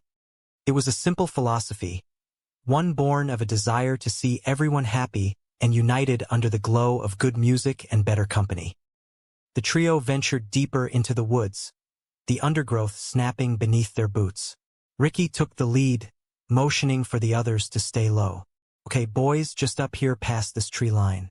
When we get there, no talking, no messing around. We are going to get the plants cut down as fast as we can and get out of here before that sun comes up. Okay?" His voice was a hushed whisper, filled with the thrilling anticipation of a successful harvest. "Hells yeah," Jacob whispered back, his tall, gangly frame shivering slightly in the cold. "Hey, do not worry, we got this, Ricky. Hey, thanks for bringing us to the harvest, man." Suddenly, the stillness of the woods was violently ripped apart by a loud, echoing boom. The sky lit up with a terrifying flash. Panic seized them instantly. "What is that? Is that the cops?" someone yelled, their voice cracking with pure terror. "Cops?" Ricky shouted back, his heart hammering against his ribs. "It is just a shotgun. It is just a shotgun, boys." He scrambled through the dirt, trying to rally his terrified friends. "Get up. Come on. What are you doing? Get back here. What are you doing? Oh my goodness. No. Oh my goodness." The chaos was absolute. A whirlwind of flying dirt, loud noises, and the bitter sting of loss as mysterious figures emerged from the shadows, tearing down the beautiful plants Ricky had spent months growing. He watched his dreams evaporate into the night air. "I guess I should not be surprised," he yelled into the darkness, a wave of familiar defeat washing over him. "Why does the world keep fishing me up? Oh hey, fellas." Miles away, bathed in the warm, golden light of the morning sun, Bubbles was carefully adjusting the dials on a complex, gleaming array of metal vats and glass tubing. His thick glasses magnified his wide, passionate eyes as he inspected his latest creation. "What is going on?" he asked brightly as the camera crew approached his shed. "Check out the new setup. Check this out. I sold my pizza sauce recipe to that guy with the weird accent. Reinvested every penny into making beer. Look at this." He gestured proudly to the bubbling concoctions. "Started off slow, but I am making some decent money at it now. Look at that. Green Bastard India Pale Ale. Selling a ton of that to people in the park. Business is booming. It is booming, but I am under some pressure today. Ricky is making some kind of a major announcement. He is throwing a big party. I got to get this whole batch bottled up because he ordered 22/4, so it must be big news. I am pumped." The door of the shed creaked open, and Julian walked in, his trademark dark shirt and calm, calculating demeanor bringing a shift to the energy in the room. He held his ever-present glass, ice clinking softly. "Hey, Pops." "Hey, Julian." Bubbles greeted them, wiping his hands on a rag. "How is the beer business treating you, buddy?" Julian asked, his voice smooth and inquiring. "Oh, it is amazing. It is amazing. A lot less work than hauling shopping carts and all." Bubbles beamed, feeling like a true entrepreneur for the first time in his life. "Here, bend over and I will take your temperature," Bubbles joked lightly, referencing his busy state. "It is good that people are digging it, man," Julian nodded approvingly. "Yes, sir," Bubbles replied. "You know what? I have been thinking. Why do you not make a beer with my name on it and your face?" Julian suggested, a glimmer of business strategy in his eye. "Yeah, I might be able to. Bubbles pondered, rubbing his chin thoughtfully. "Maybe make a protein beer. Call it Muscle Man, get it? That is a little funny." Julian stepped closer, leaning against the wooden work table. "So what are your sales like, man? You making a profit or what?" he asked, pressing for details. "My sales? Yeah. My sales are great, actually, Julian." "See where this is going?" Bubbles murmured to the camera, a knowing look crossing his face. "Where?" Julian asked, feigning innocence. "See where this is going. Well, Bubbles is making money now. Bubbles is making money, so Julian is all of a sudden very interested in the beer business. Pops, do not be an adversary. Let me guess. What? You want to be part of it?" Julian held up a hand defensively. "Listen, I just want to make sure you are doing the right thing here and nobody is ripping you off. Okay? Do you know the valuation of your company? Do you know your profit margins on your sales each week? Look, do not try to interrogate me, buddy. Okay. I watch television shows too. I know all these terms you are using." Bubbles sighed, his bravado fading as the reality of his financial situation crept back in. "Bubbles, I am broke, man. I do not know what I am going to do. I am trying to go legit here, man. But I am finding it very, very hard. I had movie night last night with a chick. She had to buy the popcorn. You know how embarrassing that is?" Bubbles looked at his friend, a mix of sympathy and frustration in his eyes. "Well, I told you. You should not be going to the movies. It is a ripoff." Julian shook his head, staring at the floor. "Bubbles, I was watching a movie in my trailer. I could not afford microwave popcorn. Like, this is bad, man." "Oh my goodness. You are being nuts," Bubbles said, reaching into his pocket and pulling out a crisp bill. "Here, just take that." Julian looked at the money, pride warring with desperation. "That is pathetic. I do not want your charity." "Well, you need my charity, obviously. You cannot afford popcorn. You got another one of these?" Julian asked, accepting the bill reluctantly. "No, I got that one." Various misfortunes that had befallen the community. Mr. Leahy and Randy remained calm and respectful. They accepted responsibility for their past mistakes and expressed their sincere regret. They told Julian that they had a generous proposal to make amends. Julian, unwilling to listen, interrupted them with harsh demands. He declared that he would dictate the terms of their reconciliation, demanding a completely unreasonable portion of their future earnings as compensation. Mr. Leahy and Randy tried to explain their far more generous and immediate offer, but Julian was too consumed by his own stubborn pride to hear them. They realized that reason would not prevail in that moment, and they quietly stepped back, leaving Julian to his own turbulent thoughts. The time for the grand celebration finally arrived. The park was filled with music, laughter, and the joyful chatter of the community. A small stage had been set up, and the atmosphere was electric with anticipation. Ricky stepped up to the microphone, his face beaming with a radiant, nervous smile.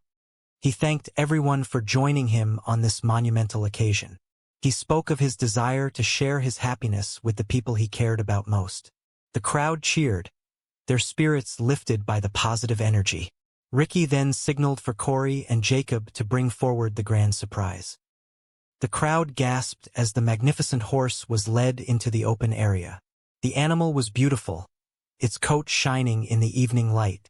Ricky proudly announced that the majestic creature was a gift for the absolute love of his life, Susan. He declared his intention to ask her to be his wife, his partner for all the days to come. The audience erupted in applause, touched by the sheer scale and earnestness of the romantic gesture. However, the joyous moment was quickly overshadowed by the concerns of Julian and Bubbles. They rushed to the front, their faces etched with deep worry. Bubbles, acting out of a profound love for his friend, gently but firmly told Ricky that he was making a significant mistake. He reminded Ricky that true love does not require lavish, extravagant gifts like a horse. He pointed out that a strong marriage must be built on mutual understanding and peaceful companionship, noting that Ricky and Susan often experienced turbulent disagreements. Julian echoed these sentiments, urging Ricky to reconsider the impulsive decision and return the horse. Ricky listened to his friends, his initial excitement dimming slightly.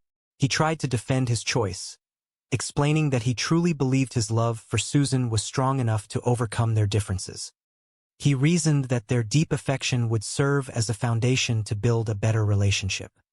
He admitted that perhaps the horse was an overly dramatic gesture, born from a desire to show the immense size of his heart, but he stood by his decision to propose. He thanked Julian and Bubbles for their concern, appreciating that they only wanted him to be happy, but he was determined to follow his heart. Just as the emotional conversation reached a quiet pause, Susan arrived at the gathering. The crowd parted to let her through. Instead of the joyful surprise Ricky had anticipated, Susan approached with a face clouded by intense anger and sorrow. Without waiting for Ricky to speak, she unleashed a torrent of hurtful accusations. She accused Ricky of being unfaithful, claiming that she had been forced to leave her home because of a severe medical issue she believed he had caused. She spoke with a devastating harshness, calling him terrible names and declaring that their relationship was permanently completely over. Ricky was entirely bewildered and heartbroken. He desperately tried to calm her down, pleading with her to listen to reason. He swore with absolute sincerity that he had been completely faithful to her. He expressed his deep, unwavering love for her, explaining that he had gathered everyone there to ask for her hand in marriage. Susan refused to believe him. She revealed that she had been living with another person for 16 years, a fact that completely shattered the reality Ricky thought he knew. She turned his own defense against him, suggesting that if he was innocent, then she must be the one to blame, but she refused to accept responsibility. Instead, she chose to tear him down, insulting his appearance, his lifestyle, and his character. She left him standing there, completely humiliated and emotionally devastated. The crowd stood in stunned silence as Susan stormed away. Julian stepped forward, placing a comforting hand on the shoulder of Ricky. He told his friend to let her go, assuring him that the painful end of the relationship was ultimately for the best. He promised Ricky that he would eventually realize he was better off without such a volatile and hurtful presence in his life. Bubbles approached with tears in his eyes, offering a soft word of comfort and suggesting they share a quiet moment to heal. Ricky, his spirit crushed, politely declined. He felt a profound sense of emptiness and asked to be left alone for a while. In the aftermath of the tragic proposal, the community slowly dispersed. Mr. Leahy and Randy found a quiet spot to reflect on the events of the evening. Mr. Leahy noted the destructive nature of unchecked anger and impulsive decisions. He advised Randy to be careful with their own good fortune, reminding him that the unreasonable demands made by Julian earlier that day were a symptom of a deeper unhappiness. Randy, holding a refreshing beverage, agreed completely. They reaffirmed their commitment to managing their secret funds wisely, planning to use the money to slowly and carefully build a secure future, perhaps by making small, calculated investments at the local equestrian track, relying on a sense of calm intuition rather than frantic desperation. The next morning dawned with a quiet, somber grace. Bubbles was up early, organizing his inventory. Despite the emotional turmoil of the previous night, he found solace in the steady rhythm of his honest work. He reflected on the events, realizing that the painful breakup was necessary for Ricky to eventually find true peace. He prepared to face the new day, knowing that his business required his dedication. Julian approached him, looking tired and carrying the heavy burden of his own financial struggles. Julian asked to borrow a small supply of the craft beverage, explaining that he was expecting a guest and wanted to offer proper hospitality. Bubbles, while protective of his hard-earned product, gently reminded Julian that creating the beverage required significant time and resources. Julian, feeling defensive, minimized the request, but Bubbles stood his ground, highlighting the importance of valuing the labor of others. Bubbles eventually provided the drinks, his inherent kindness winning over his business sense, but the exchange left a lingering tension between them. Later that evening, the three friends gathered in a quiet, dimly lit room. The air was heavy with unspoken words and shared sorrow. Ricky, still reeling from his broken heart, asked if anyone could spare a small amount of money so he could purchase something to numb his pain. Bubbles and Julian, both facing their own limitations, had to decline. Ricky accepted their answers with a quiet nod, expressing a desire to simply sit in the quiet solitude of his own thoughts. Bubbles looked at his two oldest friends. He saw the pain in the eyes of Ricky and the weariness in the posture of Julian. A deep, powerful emotion surged within him. It was a mixture of profound love, intense frustration, and a desperate hope for a better future. He knew that the time for silence had passed. He needed to speak from the very depths of his soul. He asked them to listen carefully to what he had to say. Bubbles began by reaffirming his unconditional love for them. He stated clearly that he had always loved them and that he would always love them, no matter what happened. He then asked them a difficult question. He asked if they had truly looked at themselves in a mirror recently. He urged them to look closely at their reflections, to see the passage of time etched upon their faces. He spoke with a gentle but piercing honesty. He told them that they were growing older. The days of their youth, with its careless mistakes and reckless behavior, were fading away. He pointed out that they were no longer young men who could afford to constantly break the rules and live on the edge of disaster. He noted that their physical health was declining, and the stress of their chaotic lifestyle was taking a heavy toll on their spirits. He pleaded with them to realize that their continuous cycle of illegal activities and risky schemes was not benefiting anyone. He reminded Ricky that his secret agricultural project, despite its brief promise of success, had ultimately ended in failure and disappointment. Bubbles declared that it was time for a massive awakening. He shared his own journey, explaining how he had found immense peace and satisfaction in building a legitimate, honest business. He warned them of the dark path they were traveling. He painted a heartbreaking picture of a possible future where they might end up entirely alone, isolated from the world and separated from the people who cared about him. That his news was entirely different, something purely positive, and vastly more significant than any financial transaction. Julian remained skeptical, demanding to know if the grand celebration was still happening and if the massive order of craft beverages was still required. Ricky confirmed with great enthusiasm that the event was proceeding as planned and that the announcement would be truly spectacular. Meanwhile, in a different part of the community, two older gentlemen, Mr. Leahy and his loyal companion Randy, were experiencing a profound transition. They had recently completed a period of confinement and were finally returning to the open air as free men. The experience had been humbling, but it had also forged an unbreakable bond between them. Mr. Leahy reflected on the difficult times, expressing a deep gratitude for the presence of Randy. He believed that their shared hardships had strengthened their love and mutual respect to a level they had never known before. He looked forward to starting a new chapter in their lives, building a peaceful existence from the ground up, simply happy to have each other. Their peaceful reunion was soon interrupted by the arrival of a local official who had played a role in their previous troubles. The official approached them with a stern demeanor, aware that Mr. Leahy and Randy possessed information that could complicate his own career. Mr. Leahy, standing tall with a renewed sense of integrity, suggested that the truth is a powerful force. The official, preferring to keep the past buried, offered them a substantial sum of money, a portion of the funds that had been confiscated during their arrest. He explained that instead of allowing the money to be locked away in a forgotten evidence room, he had reallocated the majority of it to improve the local community services.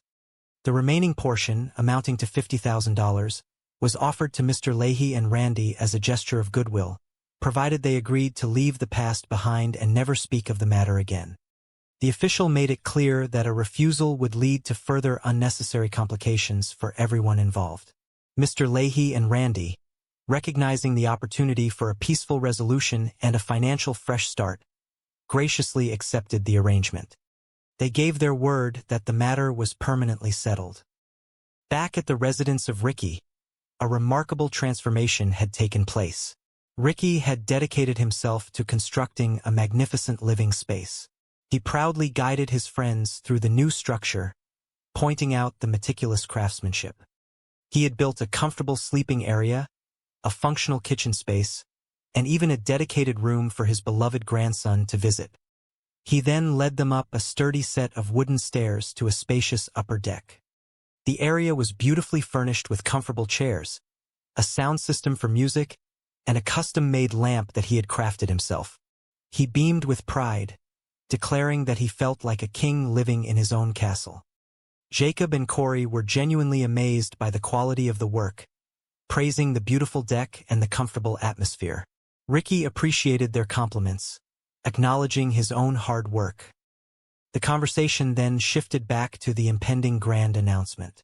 Ricky confided in Corey and Jacob, admitting that he needed their help to brainstorm an idea that was truly monumental. He worried that if the presentation was not spectacular, he would appear foolish in front of his friends and family. Corey, trying to be helpful, suggested that Ricky should announce he had passed away. Ricky patiently explained the logical flaw in that suggestion, noting that he was clearly standing right in front of them. Jacob then proposed that Ricky could announce a campaign to become the supreme leader of the nation. Ricky dismissed this as well, needing something grounded in reality but still breathtakingly impressive. He asked them to imagine an entrance involving something large and awe-inspiring, perhaps a massive construction vehicle. They continued to ponder, their minds working to find the perfect symbol of grand affection. Jacob suddenly suggested incorporating a large, majestic animal into the event. Ricky was intrigued by the concept. Jacob specifically mentioned a rare snow tiger. Ricky found the idea fascinating but practically impossible, wondering where they could possibly acquire such an exotic creature on such short notice. He guided them to think of a large, beautiful animal that could be found in the local countryside. After a few confusing guesses involving farm animals, they finally arrived at the perfect solution. A horse. The idea resonated deeply with Ricky. It was elegant, powerful, and deeply romantic. Corey expanded on the idea, suggesting that the horse should be presented as a magnificent gift for Susan. He pointed out that pairing the grand gesture of a horse with a formal proposal of marriage would elevate the announcement to an unforgettable level of romance. Ricky was momentarily taken aback by the suggestion of marriage, as he had not explicitly planned to propose that very day. However, as he considered the depth of his feelings for Susan, he realized that it was the perfect next step. He decided right then and there that he would ask Susan to be his wife. Corey, in a burst of overenthusiastic imagination, further suggested attaching a decorative cone to the head of the horse to make it resemble a mythical unicorn. Ricky firmly rejected the unicorn modification, preferring the natural beauty and dignity of the horse, but he wholeheartedly embraced the core plan. He was thrilled. He had found the perfect way to show Susan and the world the magnitude of his love. While Ricky was finalizing his romantic preparations, Mr. Leahy and Randy were quietly discussing their newly acquired financial windfall. They sat in a secluded area, carefully considering their options. Randy, always cautious, reminded Mr. Leahy that they still needed to address their unresolved conflict with Julian. He worried that Julian would continue to harbor resentment toward them for past misunderstandings. Randy suggested that they could use a portion of their new funds to make peace with Julian, offering him a generous sum to wipe the slate clean and restore harmony in the park. Mr. Leahy agreed that making amends was a noble and practical idea. They both acknowledged the pain their past actions had caused others and genuinely wanted to foster a more peaceful community. They decided they would offer Julian a fair share, ensuring that everyone could move forward without lingering animosity. They made a solemn promise to each other to keep the exact source of their wealth a secret, ensuring their own safety and stability. Mr. Leahy then proposed a light-hearted excursion. He suggested they take a small portion of their remaining funds and visit the local equestrian track to enjoy a day of cheerful entertainment and perhaps try their luck at a friendly wager. Randy happily agreed, looking forward to the simple pleasure of sharing a meal together at the track. The task of acquiring and transporting the grand presentation horse fell to Ricky, Corey, and Jacob. They managed to secure a beautiful, gentle horse, but the logistics of moving the large animal proved to be quite challenging. The horse, sensing their anxiety, became stubborn and refused to walk. Ricky, feeling the pressure of the approaching party, urged the young men to push and pull the animal gently but firmly. They struggled with the task, their efforts resulting in a chaotic and comedic display of physical awkwardness. Jacob, attempting to guide the horse from behind, received a swift but relatively harmless kick that sent him tumbling backward. He complained of a minor ache in his neck and ribs. Ricky, while sympathetic, realized that they were running out of time. He apologized to Jacob for the mishap and urged them to continue, deciding that seeking medical attention for minor bruises would have to wait until after the grand romantic gesture was completed. He led the horse forward, his heart pounding with a mixture of anxiety and overwhelming hope. As the sun began to set, casting a warm golden glow over the park, Bubbles was busy making the final deliveries of his refreshing beverage. He drove a small, brightly decorated cart that resembled a neighborhood ice cream truck. He took great pride in his work, asking his customers if they enjoyed the taste and the presentation. One of his most frequent patrons, a man named Donnie, was known for his remarkably loud and easily agitated personality. Donnie burst out of his residence, shouting about some minor inconvenience regarding the gravel near his home.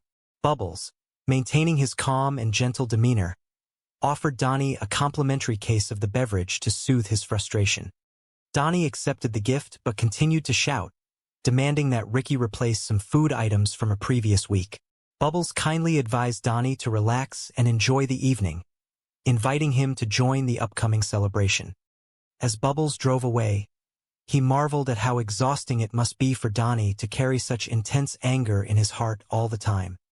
The atmosphere at the gathering spot was tense when Mr. Leahy and Randy finally approached Julian to offer their olive branch. Julian was visibly frustrated, his own financial burdens making him short-tempered. He immediately began to berate the two men, blaming them for the demonstrated remarkable financial wisdom. He reinvested every single penny into a new passion project. He built a modest but highly efficient brewing station to create a special craft beverage, a delicious and refreshing root beer that he affectionately named the Green Champion. Bubbles stood proudly before his gleaming equipment, observing the steady flow of his artisanal creation.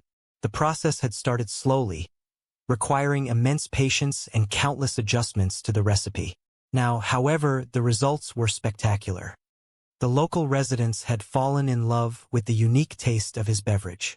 Business was thriving beyond his wildest dreams. He was generating a steady and respectable income, completely free from the exhausting and chaotic schemes of the past. He no longer had to spend his days dragging discarded shopping carts out of the local ponds. He felt a profound sense of dignity in his new profession. The current day, however, brought a pleasant kind of pressure. Ricky had announced that he would be hosting a major gathering and had placed an enormous order for 22 cases of the Green Champion beverage. Bubbles knew this meant Ricky had monumental news to share, and he was filled with genuine excitement for his friend. He worked tirelessly, carefully bottling each drink, ensuring that everything would be perfect for the big event. As Bubbles continued his joyful labor, his friend Julian approached. Julian was a man who always carried an air of sophisticated ambition, though his plans frequently led to complicated situations.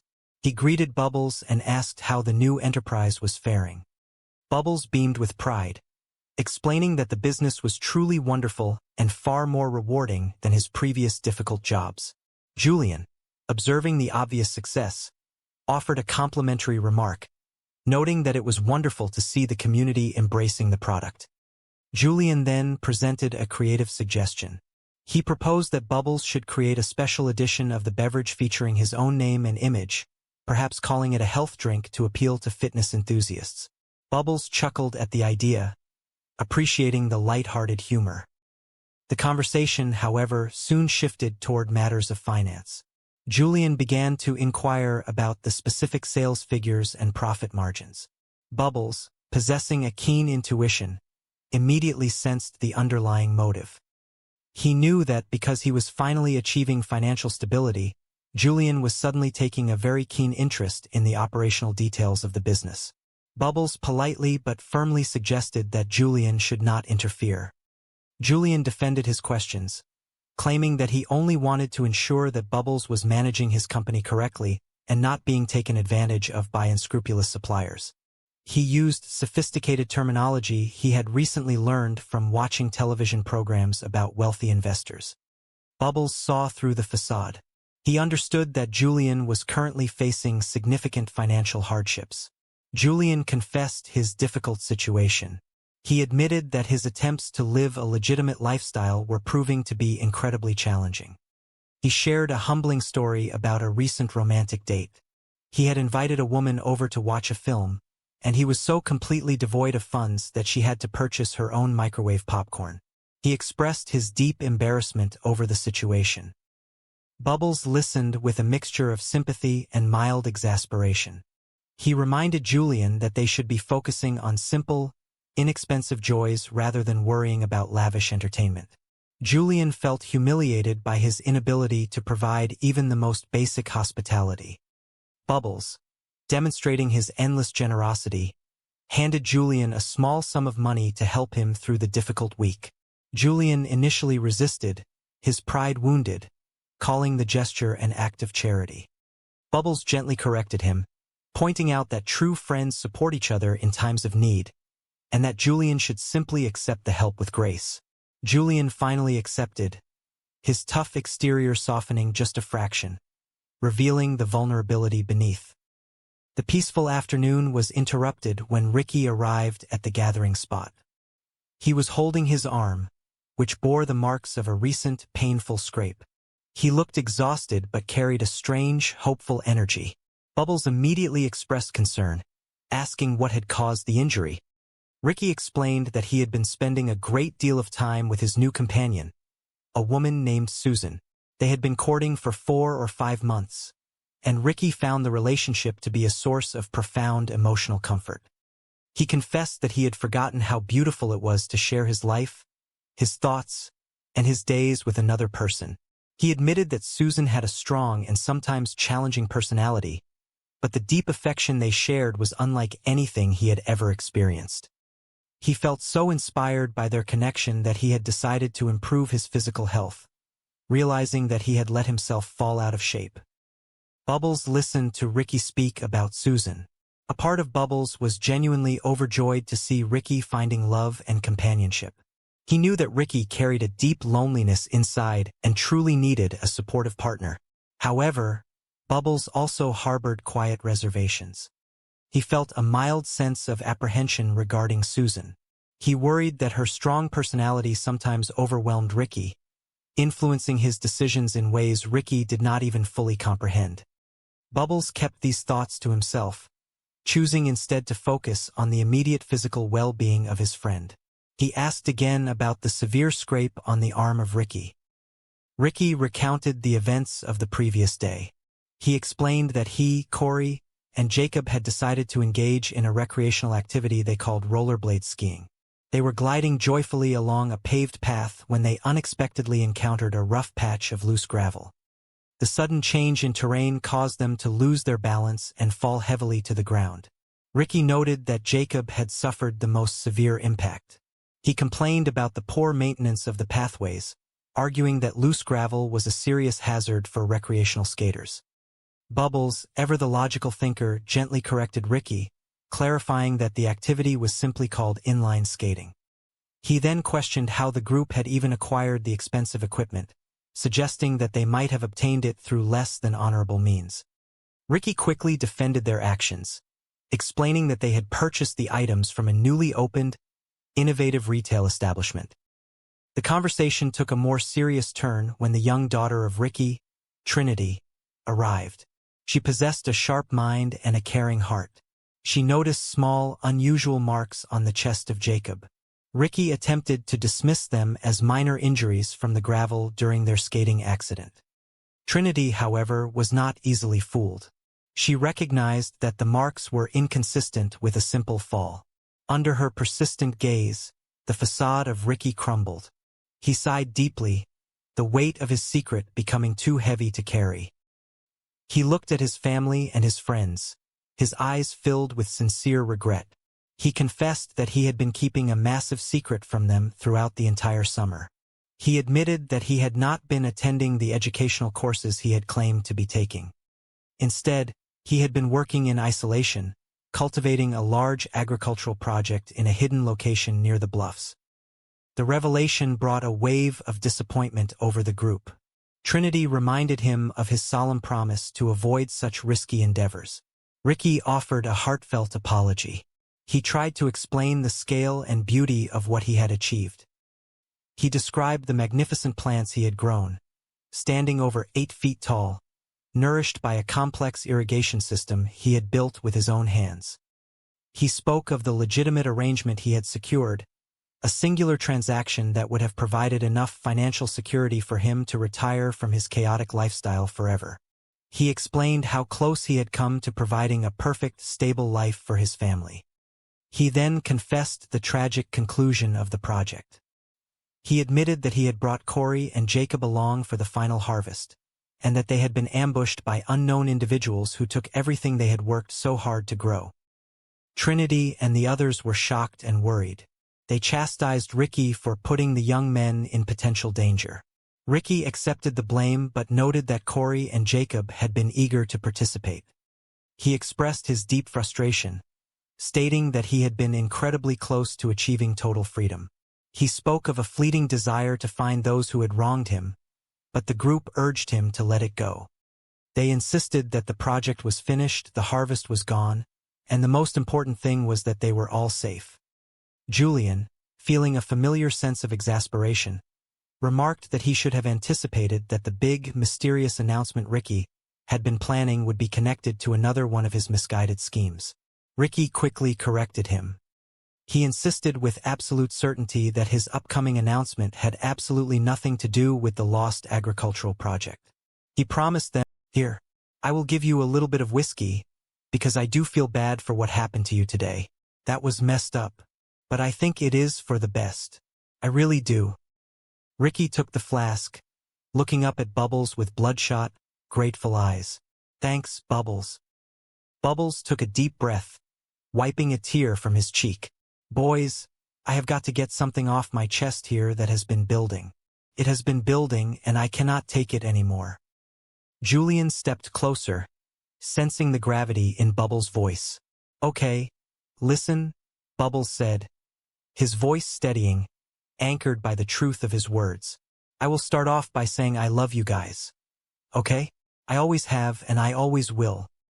"Love you too, buddy," Julian said softly. "Yeah, me too," Ricky added, taking a small sip from the flask. "What is up?" "Just keep quiet. Bubbles instructed gently but firmly.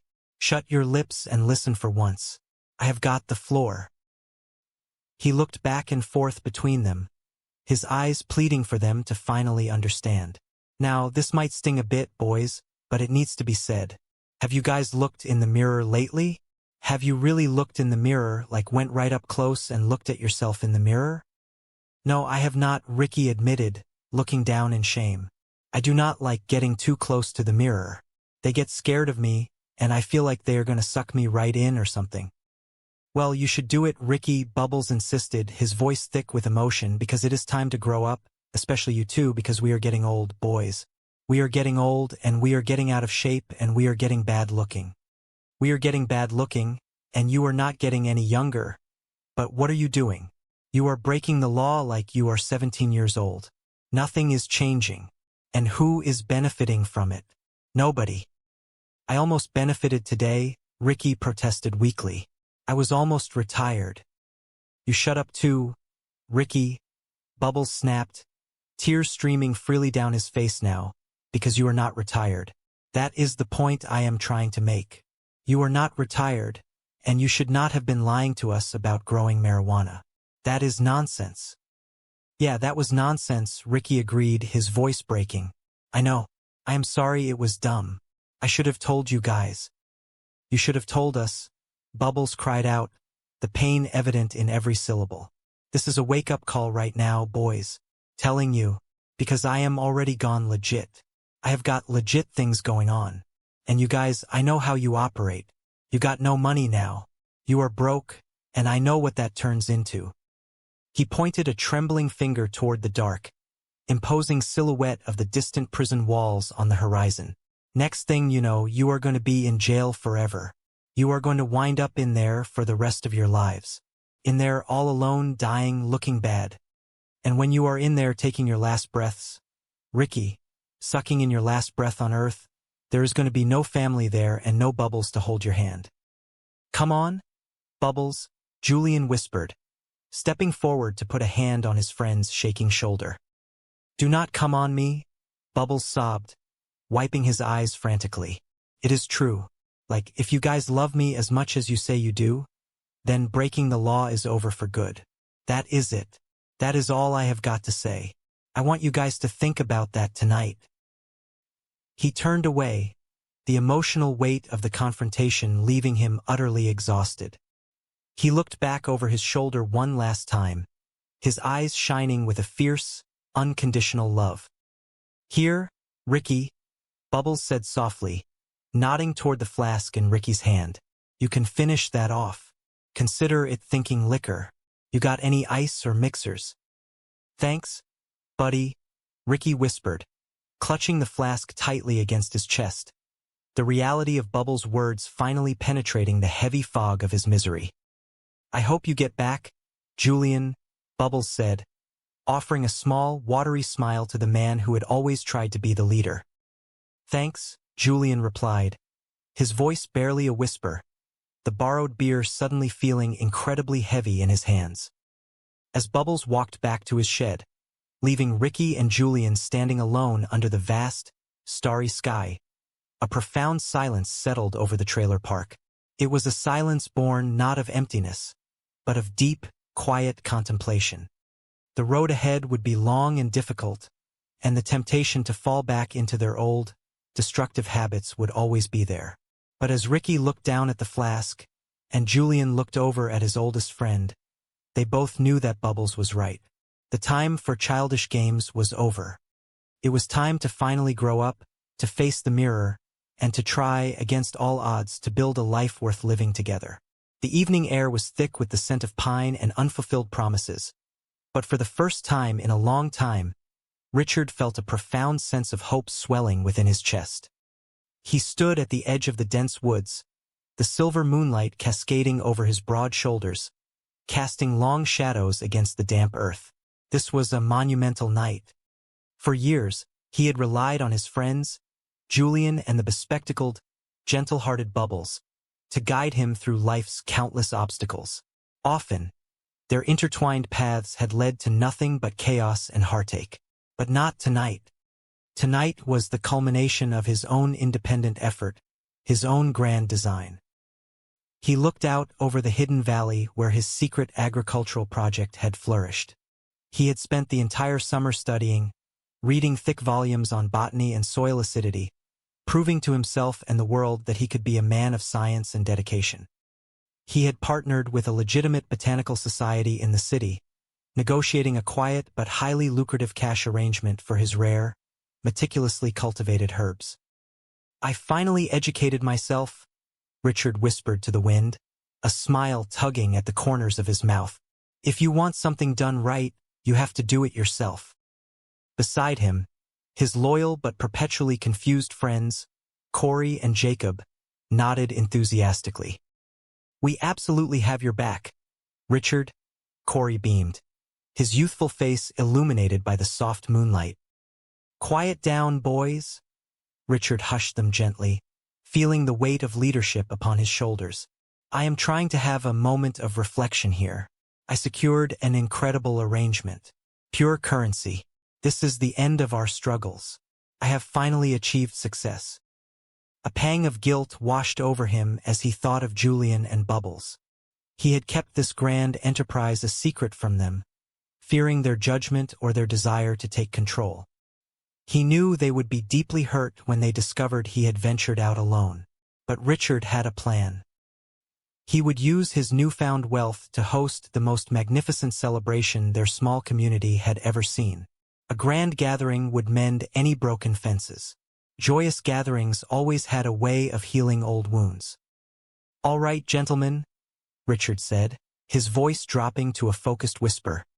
"Just beyond this tree line is our harvest. When we arrive, there must be absolute silence. We need to gather the harvest as efficiently as possible and return home before the morning sun graces the horizon. Do you understand?" "Absolutely," Jacob replied, his voice trembling with a mixture of excitement and nervous energy. "Thank you for allowing us to be part of this agricultural milestone, Richard." They crept through the underbrush, the anticipation building with every step. But as they crested the final hill, a sudden, blinding flash of light pierced the darkness, followed by a deafening, booming sound that echoed through the valley. It was not law enforcement, as their panicked minds first assumed, but rival scavengers who had discovered the hidden garden. The loud blasts were mere fireworks meant to frighten them, but the effect was immediate and chaotic. "Retreat!"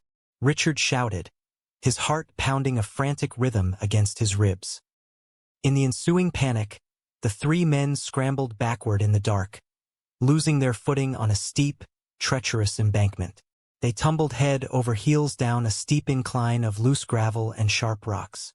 It was a dizzying, painful descent. When they finally came to a halt at the bottom of the ravine, covered in dust and nursing countless bruises, Richard looked up toward the ridge. His beautiful, towering plants, the fruit of his grueling labor, were being carried away in the night. A profound sense of defeat washed over him. He sat in the dirt, the cold reality settling into his bones. Why did the universe constantly test his resolve? Why did every step forward seem to result in 2 steps back? He let out a long, weary sigh, realizing that perhaps shortcuts, even well-intentioned ones, were not the path to true happiness. Keeping a safe distance. "Are you coming to the party?" "I do not know yet," Donnie hollered, turning around and storming back into his trailer, slamming the door with enough force to shake the windows. "Okay, buddy," Bubbles sighed, shaking his head slowly as he put the cart back in gear. "Can you imagine going around being that angry all the time? He is gonna pop a blood vessel in his head. Goodness gracious." As the sun began to set, casting long, golden shadows across the park, Julian spotted Leahy and Randy walking briskly toward their trailer. He had been waiting for this moment all day, and his patience was completely exhausted. He marched over, blocking their path with an imposing stance. "Hey guys," Leahy said cautiously, attempting a polite smile. "Can you give us a break? We just got home. We are trying to get our lives together here. Break off, guys." "All right." "It is about time," Julian growled, his voice low and threatening. I have been waiting a long time for this. Take it easy, Julian, Leahy urged, his voice trembling slightly as he instinctively stepped in front of Randy. You take it easy, Julian shot back, his eyes narrowing. Calm down. We just want to talk. No, I want to talk to you too. Listen, Julian, Randy interjected, his voice surprisingly steady. Randy, I will handle it, Leahy whispered. Julian, a lot of crazy things went down there. Because of you two drunken lunatics, Julian shouted, his frustration finally boiling over. You ruined my life. Well, Randy and I are willing to take full responsibility, Leahy stated, standing tall and meeting Julian's angry gaze. You are taking full responsibility, all right, Julian sneered. Yeah, because we feel terrible, Randy added earnestly, his eyes pleading for understanding. But we think we have a plan to make it all up to you. Jim, shut up, Julian ordered coldly, raising a hand to silence them. I am calling the shots here. You took us for $400,000. So this is what is going to happen. I am taking half your wages for the rest of your life until you pay me back. The rest of our lives, Leahy gasped, the color draining from his face. You are lucky I do not deal with you right now, Randy, Julian threatened, stepping dangerously close. Are we clear? Yeah, Leahy swallowed hard, nodding slowly. Good, Julian said, turning to walk away, satisfied with his terrifying decree. Wait a minute, Julian, Leahy called out, desperation seeping into his voice.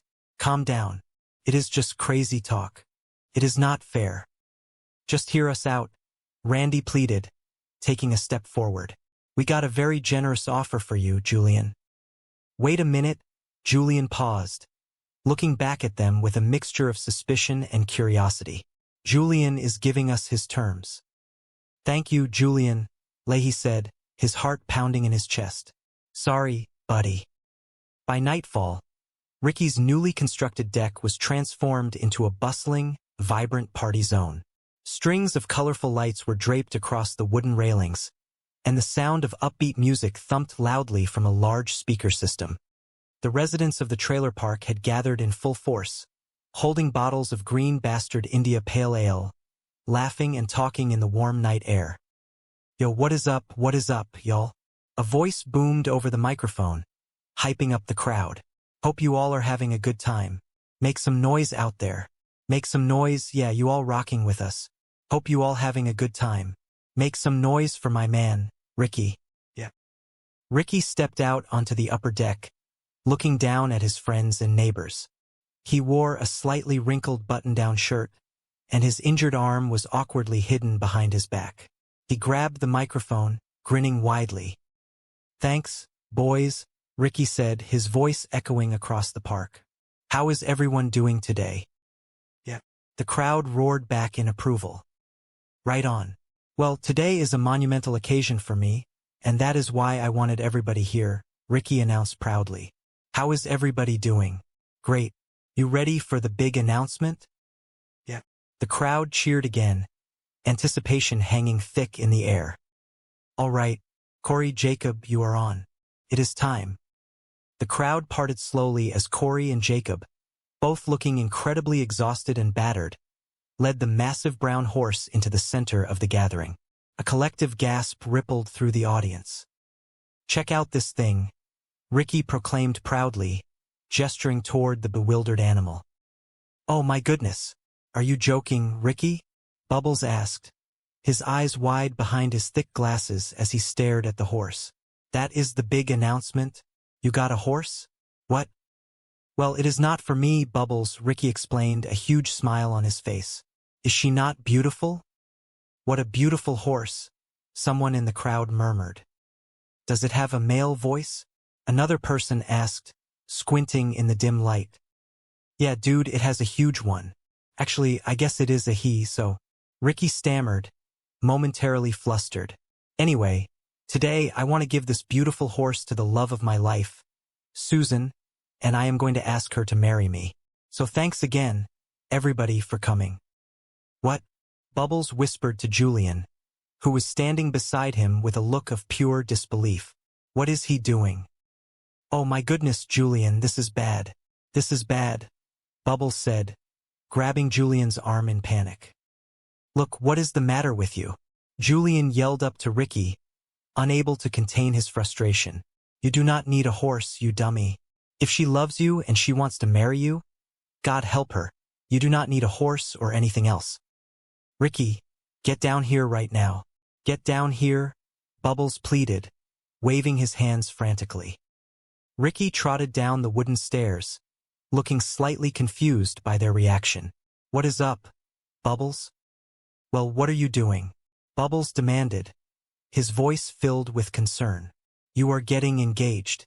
Are you out of your mind? You guys do not even like each other. You cannot get married. Like, all you do is fight and be intimate. And like, why would you even need this thing if you are getting engaged? Great idea, boys, Julian added sarcastically, glaring at Corey and Jacob, who shrank back guiltily. A big animal. Great one. Take this thing back, Julian ordered Ricky. Take this thing back to the horse store. Right now. Get going. Okay, Ricky mumbled, feeling utterly deflated. Nice one. Let us go, dude. Watch out. Watch out, dude. He is a beautiful horse, but...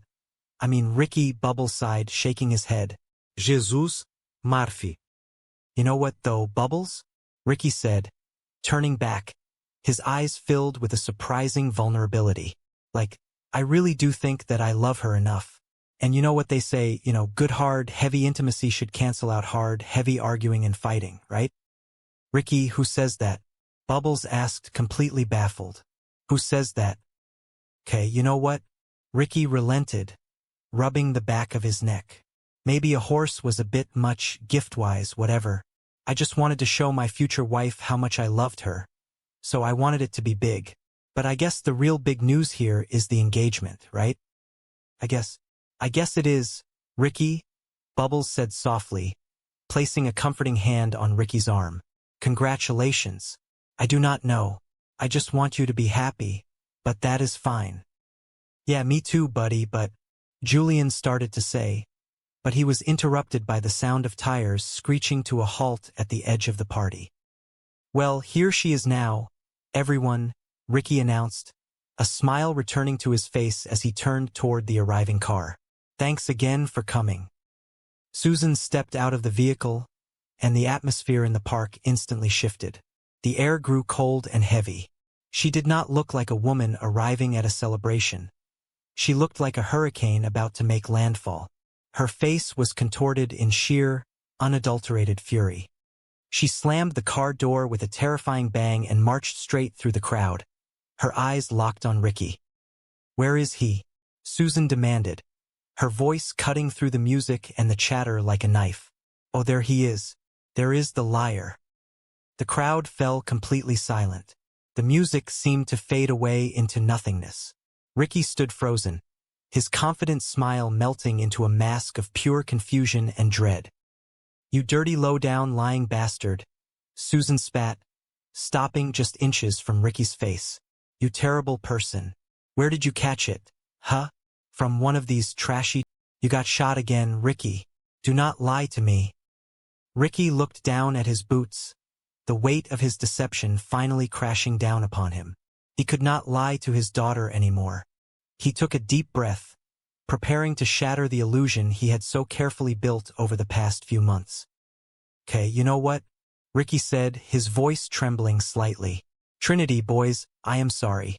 I have been keeping a secret from you guys the whole summer. I was not upgrading my small engine repair certification, and I was not taking that crane operator's course I told you about. I was secretly growing marijuana by myself in the woods down by the bluff. Dad, Trinity breathed, her hands covering her mouth in shock. Unbelievable, Ricky, Julian said, shaking his head. You promised me. I know, Ricky pleaded, looking desperately around the room. I am sorry, but it was amazing. I developed this new strain with the head grower from that medical place in the mountain. Incredible. Yeah. I had irrigation 75 plants. It was beautiful. Some were 8 feet high. It was amazing. I do not care. Ricky, Trinity interrupted, tears welling in her eyes. And I had a one-shot backdoor cash deal. Ricky continued, unable to stop himself. If it was going to happen today, I would have been done for life. I do not care, Trinity repeated, her voice rising. I do not care. Anyway, last night, it all went terribly wrong. Ricky confessed, his shoulders slumping. And yes, I did take Jacob and Corey with me. That is on me. But it was not supposed to go down like that. When we got there, they cut down the plants with these other guys and they stole all my harvest and they shot us. You are unbelievable, Trinity cried out. How could you take my husband, your son-in-law, on a job like that? Well, he did want to go, Ricky offered weakly. He did not have to, Trinity argued. Oh yeah, it is his fault. He wanted to go. What if he wanted to jump off a bridge? Ricky, would you let him?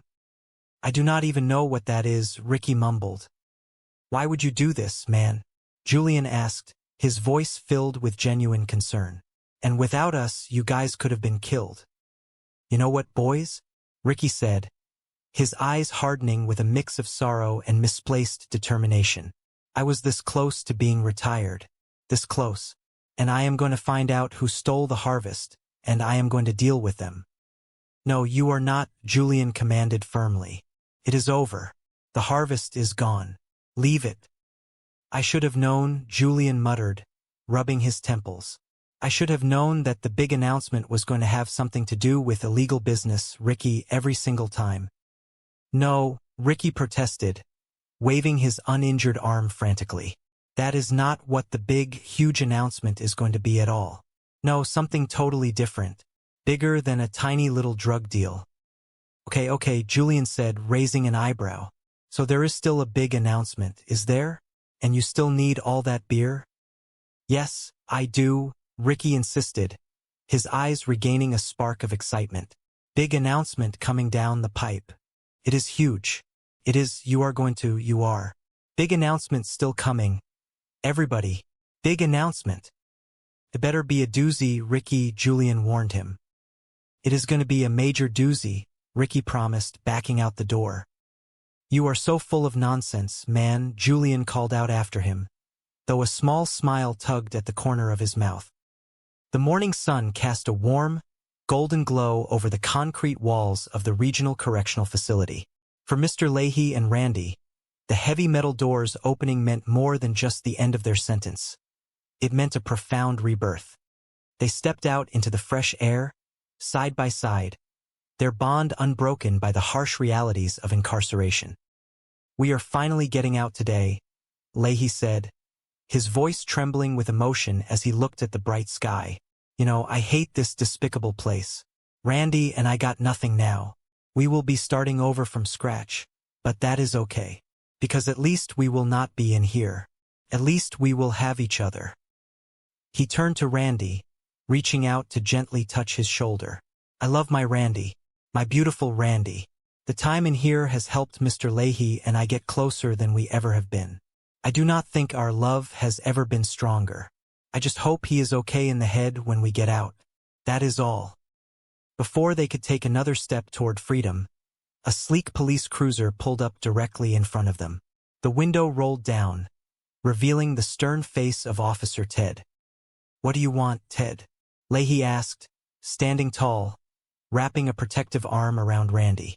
We are free men now. Rumor has it that you are going to try and make things difficult for me, Ted said, his voice cold and calculating. Well, the truth will set you free, Ted, Leahy replied defiantly. And I am going to bet you will not. But I am going to bet you 50 grand, Ted countered, a sly smile crossing his face as he held up a thick manila envelope. That is for you screw-ups. Some shut-up money. That $400,000 we busted you guys with was supposed to go to the Crown Attorney under the Proceeds of Crime Act. And it would have been locked up in an evidence room forever. That did not make sense to me. Ted leaned closer to the window, lowering his voice. Now, I am not a fool. Our department needed computers, new forensics equipment, and a new cruiser. And let us just say I made sure that that money stayed with the police station. So that just leaves you two jackasses with those loose ends. So are we good here? Or am I going to have to fake some charges and keep you two pea-brains in here a little longer? Leahy and Randy exchanged a long, meaningful look. The envelope represented a fresh start, a chance to rebuild their lives in peace.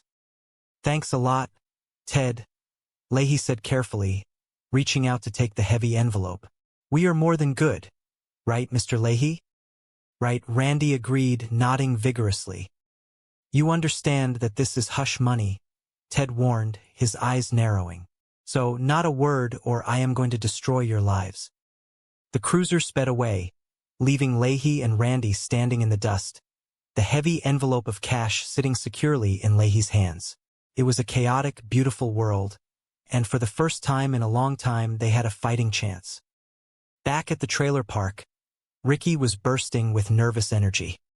He had gathered Corey and Jacob at the base of a towering, wildly constructed wooden deck that he had attached to the side of his trailer. It was a chaotic masterpiece of scavenged wood and sheer determination. Look at this thing, Ricky proclaimed proudly, gesturing grandly with his good arm. I built this by myself. Like, check it out. Got a wicked kitchen set up. I got my bedroom here. Nice flat screen television. Like, get in and check that out. It is amazing. He led them up a rickety set of stairs, pointing out every bizarre feature. All right, come back here. Got my downstairs bathroom here. Got a bit of a bear in the trunk there. And this is wicked.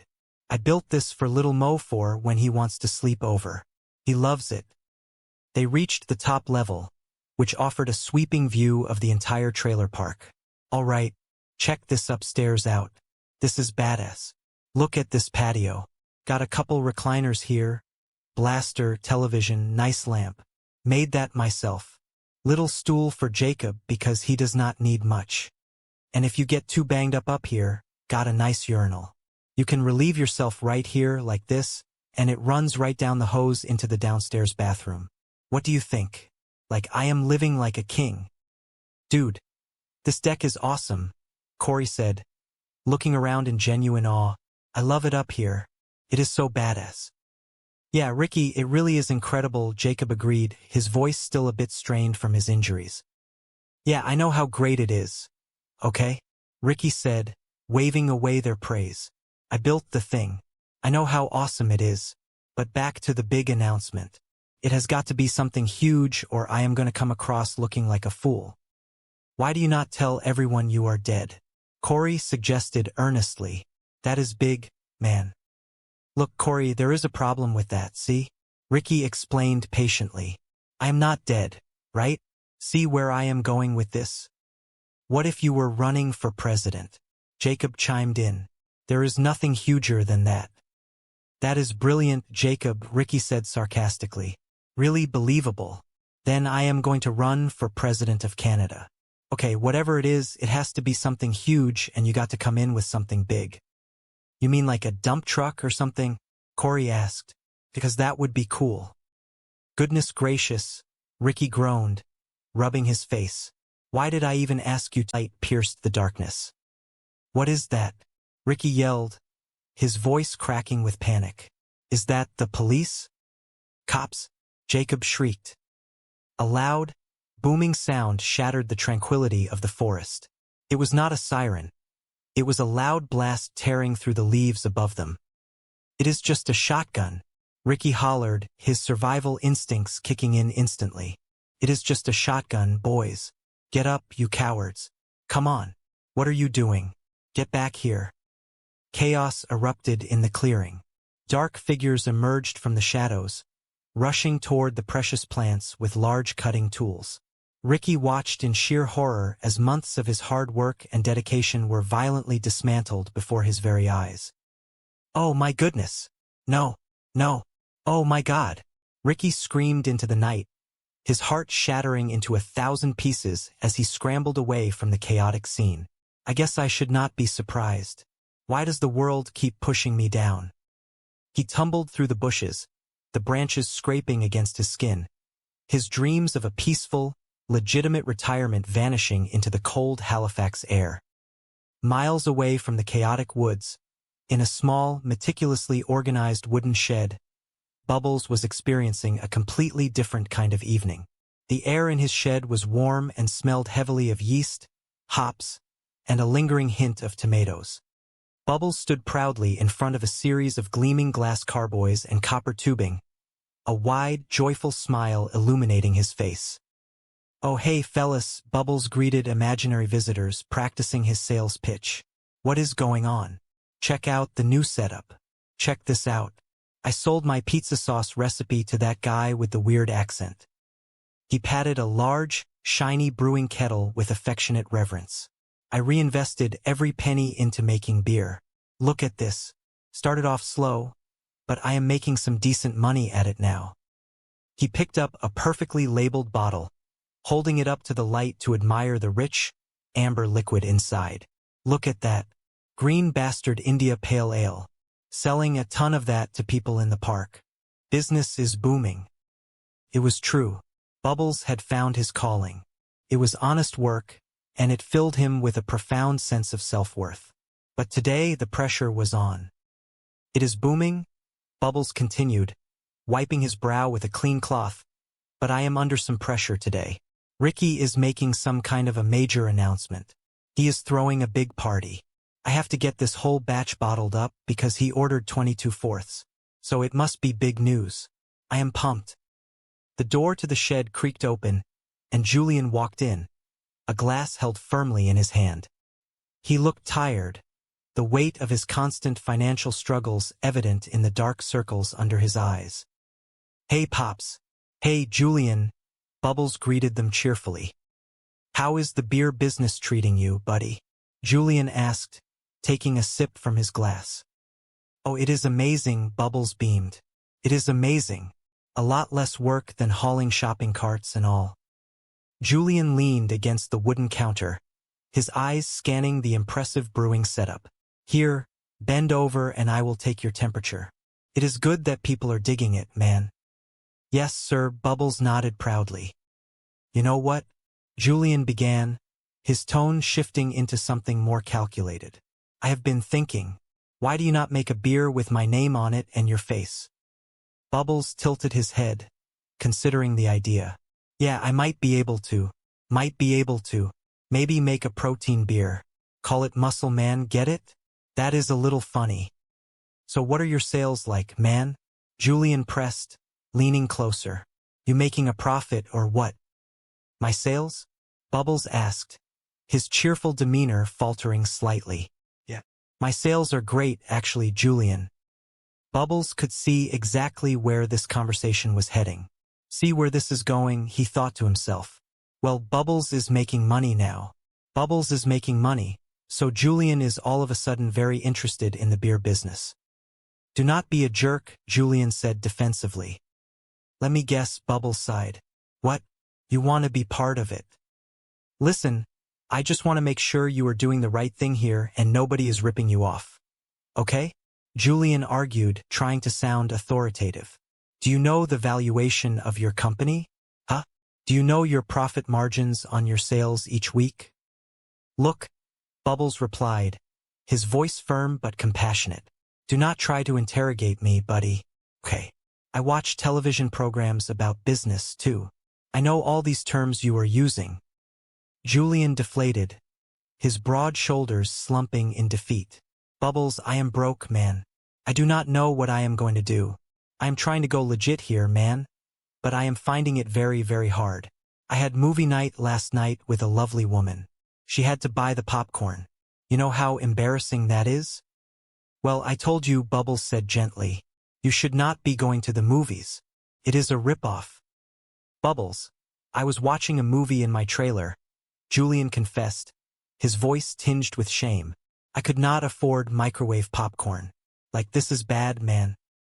"Oh my goodness," Bubbles said, his heart aching for his lifelong friend. "You are being nuts. Here, just take that." Bubbles reached into his pocket and pulled out a crisp $20 bill, extending it toward Julian. "That is pathetic," Julian muttered, staring at the money. "I do not want your charity." "Well, you need my charity, obviously," Bubbles insisted, pushing the bill into Julian's hand. You cannot afford popcorn. You got another one of these? Julian asked quietly. No, I got that one, Bubbles replied, smiling softly. And you should appreciate it. You got a payday, man? Before Julian could answer, the door swung open again, and Ricky stumbled inside. He looked like he had been dragged behind a moving vehicle. His clothes were torn, he was covered in dirt, and a nasty, bleeding gash wrapped around his arm. I cannot get this cut to stop bleeding, Ricky groaned, clutching his arm. It is driving me nuts. Ricky, what in the world did you do to your arm? Bubbles gasped, rushing over to help. Well, that girlfriend of yours finally tried to do you in, did she? Julian asked, raising an eyebrow. Ricky sighed, slumping into a nearby chair. I have been dating this girl Susan now for 4 or 5 months, and it has been great. I actually forgot how much I missed having someone to share everything with. I mean, she is a bit hard to deal with at times, but the intimacy is the best I have ever had in my life. Like, insane. Like, it is so wild that I have to get back in shape. I did not realize how out of shape I was until I started being with her. Those things are not helping me. Come on. Bubbles fetched a clean towel and began gently wrapping Ricky's injured arm. Part of me is really happy for Ricky, Bubbles thought. I think it is good, and I think he needs a girlfriend in his life. But to be honest, she scares me a little bit. And by a little bit, I mean massively. And I do not like the way she controls his mind without him even realizing it. Mind control styles. Goodness, Ricky, Julian said, examining the wound. Look at this thing. That is a nasty cut. How in the world did you do this? Well, Ricky began, his eyes darting nervously around the room. Me and Corey and Jacob were rollerblade skiing. Actually, it was a good time. And we are flying along, and all of a sudden, boom, hit this patch of gravel and we go down. Like we went down hard. Jacob got the worst of it. It was terrible. They should not even be allowed to make gravel. Just not good for rollerblade skiing, let me tell you. Yeah, rollerblade skating, Julian said, crossing his arms, his tone dripping with skepticism. That is what you were doing. How and where would you guys even get rollerblades? First of all, obviously, you stole them. No, we did not steal them, Ricky protested defensively. We got them at the, what is that new store? I read everything and the guy opened up? Great idea, buddy, Julian scoffed. Holy cow, the I read everything store. Suddenly, the door flew open for a third time. It was Ricky's daughter, Trinity, and she looked furious. Dad, Trinity yelled. Why are there ball bearings in Jacob's chest? What happened last night? What? Ricky stammered, his face turning pale. Those are not ball bearings. They are pieces of gravel from the rollerblade skiing accident we had. Nice try, Trinity snapped, her eyes blazing with disappointment. Tell me the truth. Those are from a shotgun shell. Those are from a shotgun shell, your ice cream truck. His business was thriving, and he was proud of his hard work. He encountered Donnie, one of the park's most notoriously irritable residents. Donnie was furiously complaining about minor property damage caused by the delivery cart. Bubbles, practicing excellent customer service and infinite patience, calmly offered a complimentary case of his India Pale Ale to soothe the angry man. He marveled internally at how exhausting it must be to carry such immense anger all the time. Nearby, Leahy and Randy finally encountered Julian. Julian was visibly angry, demanding a resolution for the financial losses he had suffered due to their past actions. He aggressively stated his intention to garnish half of their wages for the remainder of their lives. Randy, trying to be diplomatic, attempted to offer Julian a generous financial settlement from their hidden funds. However, Leahy, emboldened by their new plan, fiercely interrupted, refusing to submit to Julian's harsh terms and insisting they would handle their own destiny.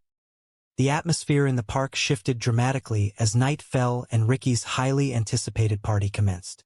The music was lively, the decorative lights twinkled, and a large crowd had gathered around the elaborate wooden deck. Ricky took the microphone, his voice filled with genuine emotion.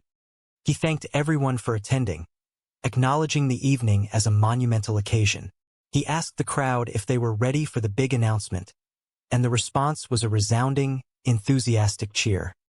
On Ricky's cue, Corey and Jacob struggled into the spotlight, guiding the magnificent horse. The crowd gasped in astonishment. Bubbles stared in utter disbelief, questioning the logic of presenting a horse as a gift. Ricky, beaming with pride, ignored the skepticism. He declared his deep love for his girlfriend, Susan, and announced his intention to present this beautiful animal to her as a symbol of his commitment, right before asking her to marry him. Julian and Bubbles rushed to Ricky's side, deeply concerned by the sheer absurdity of the gesture. Julian tried to reason with him, explaining that true love did not require extravagant, impractical gifts like livestock. Bubbles echoed the sentiment, pointing out that Ricky and Susan's relationship was notoriously volatile, characterized by intense arguments followed by passionate reconciliations. He questioned the wisdom of entering into marriage under such chaotic circumstances. Ricky defended his decision, expressing a heartfelt belief that their deep affection would ultimately conquer their conflicts. He admitted the horse might have been slightly excessive, but he genuinely wanted to demonstrate the magnitude of his love.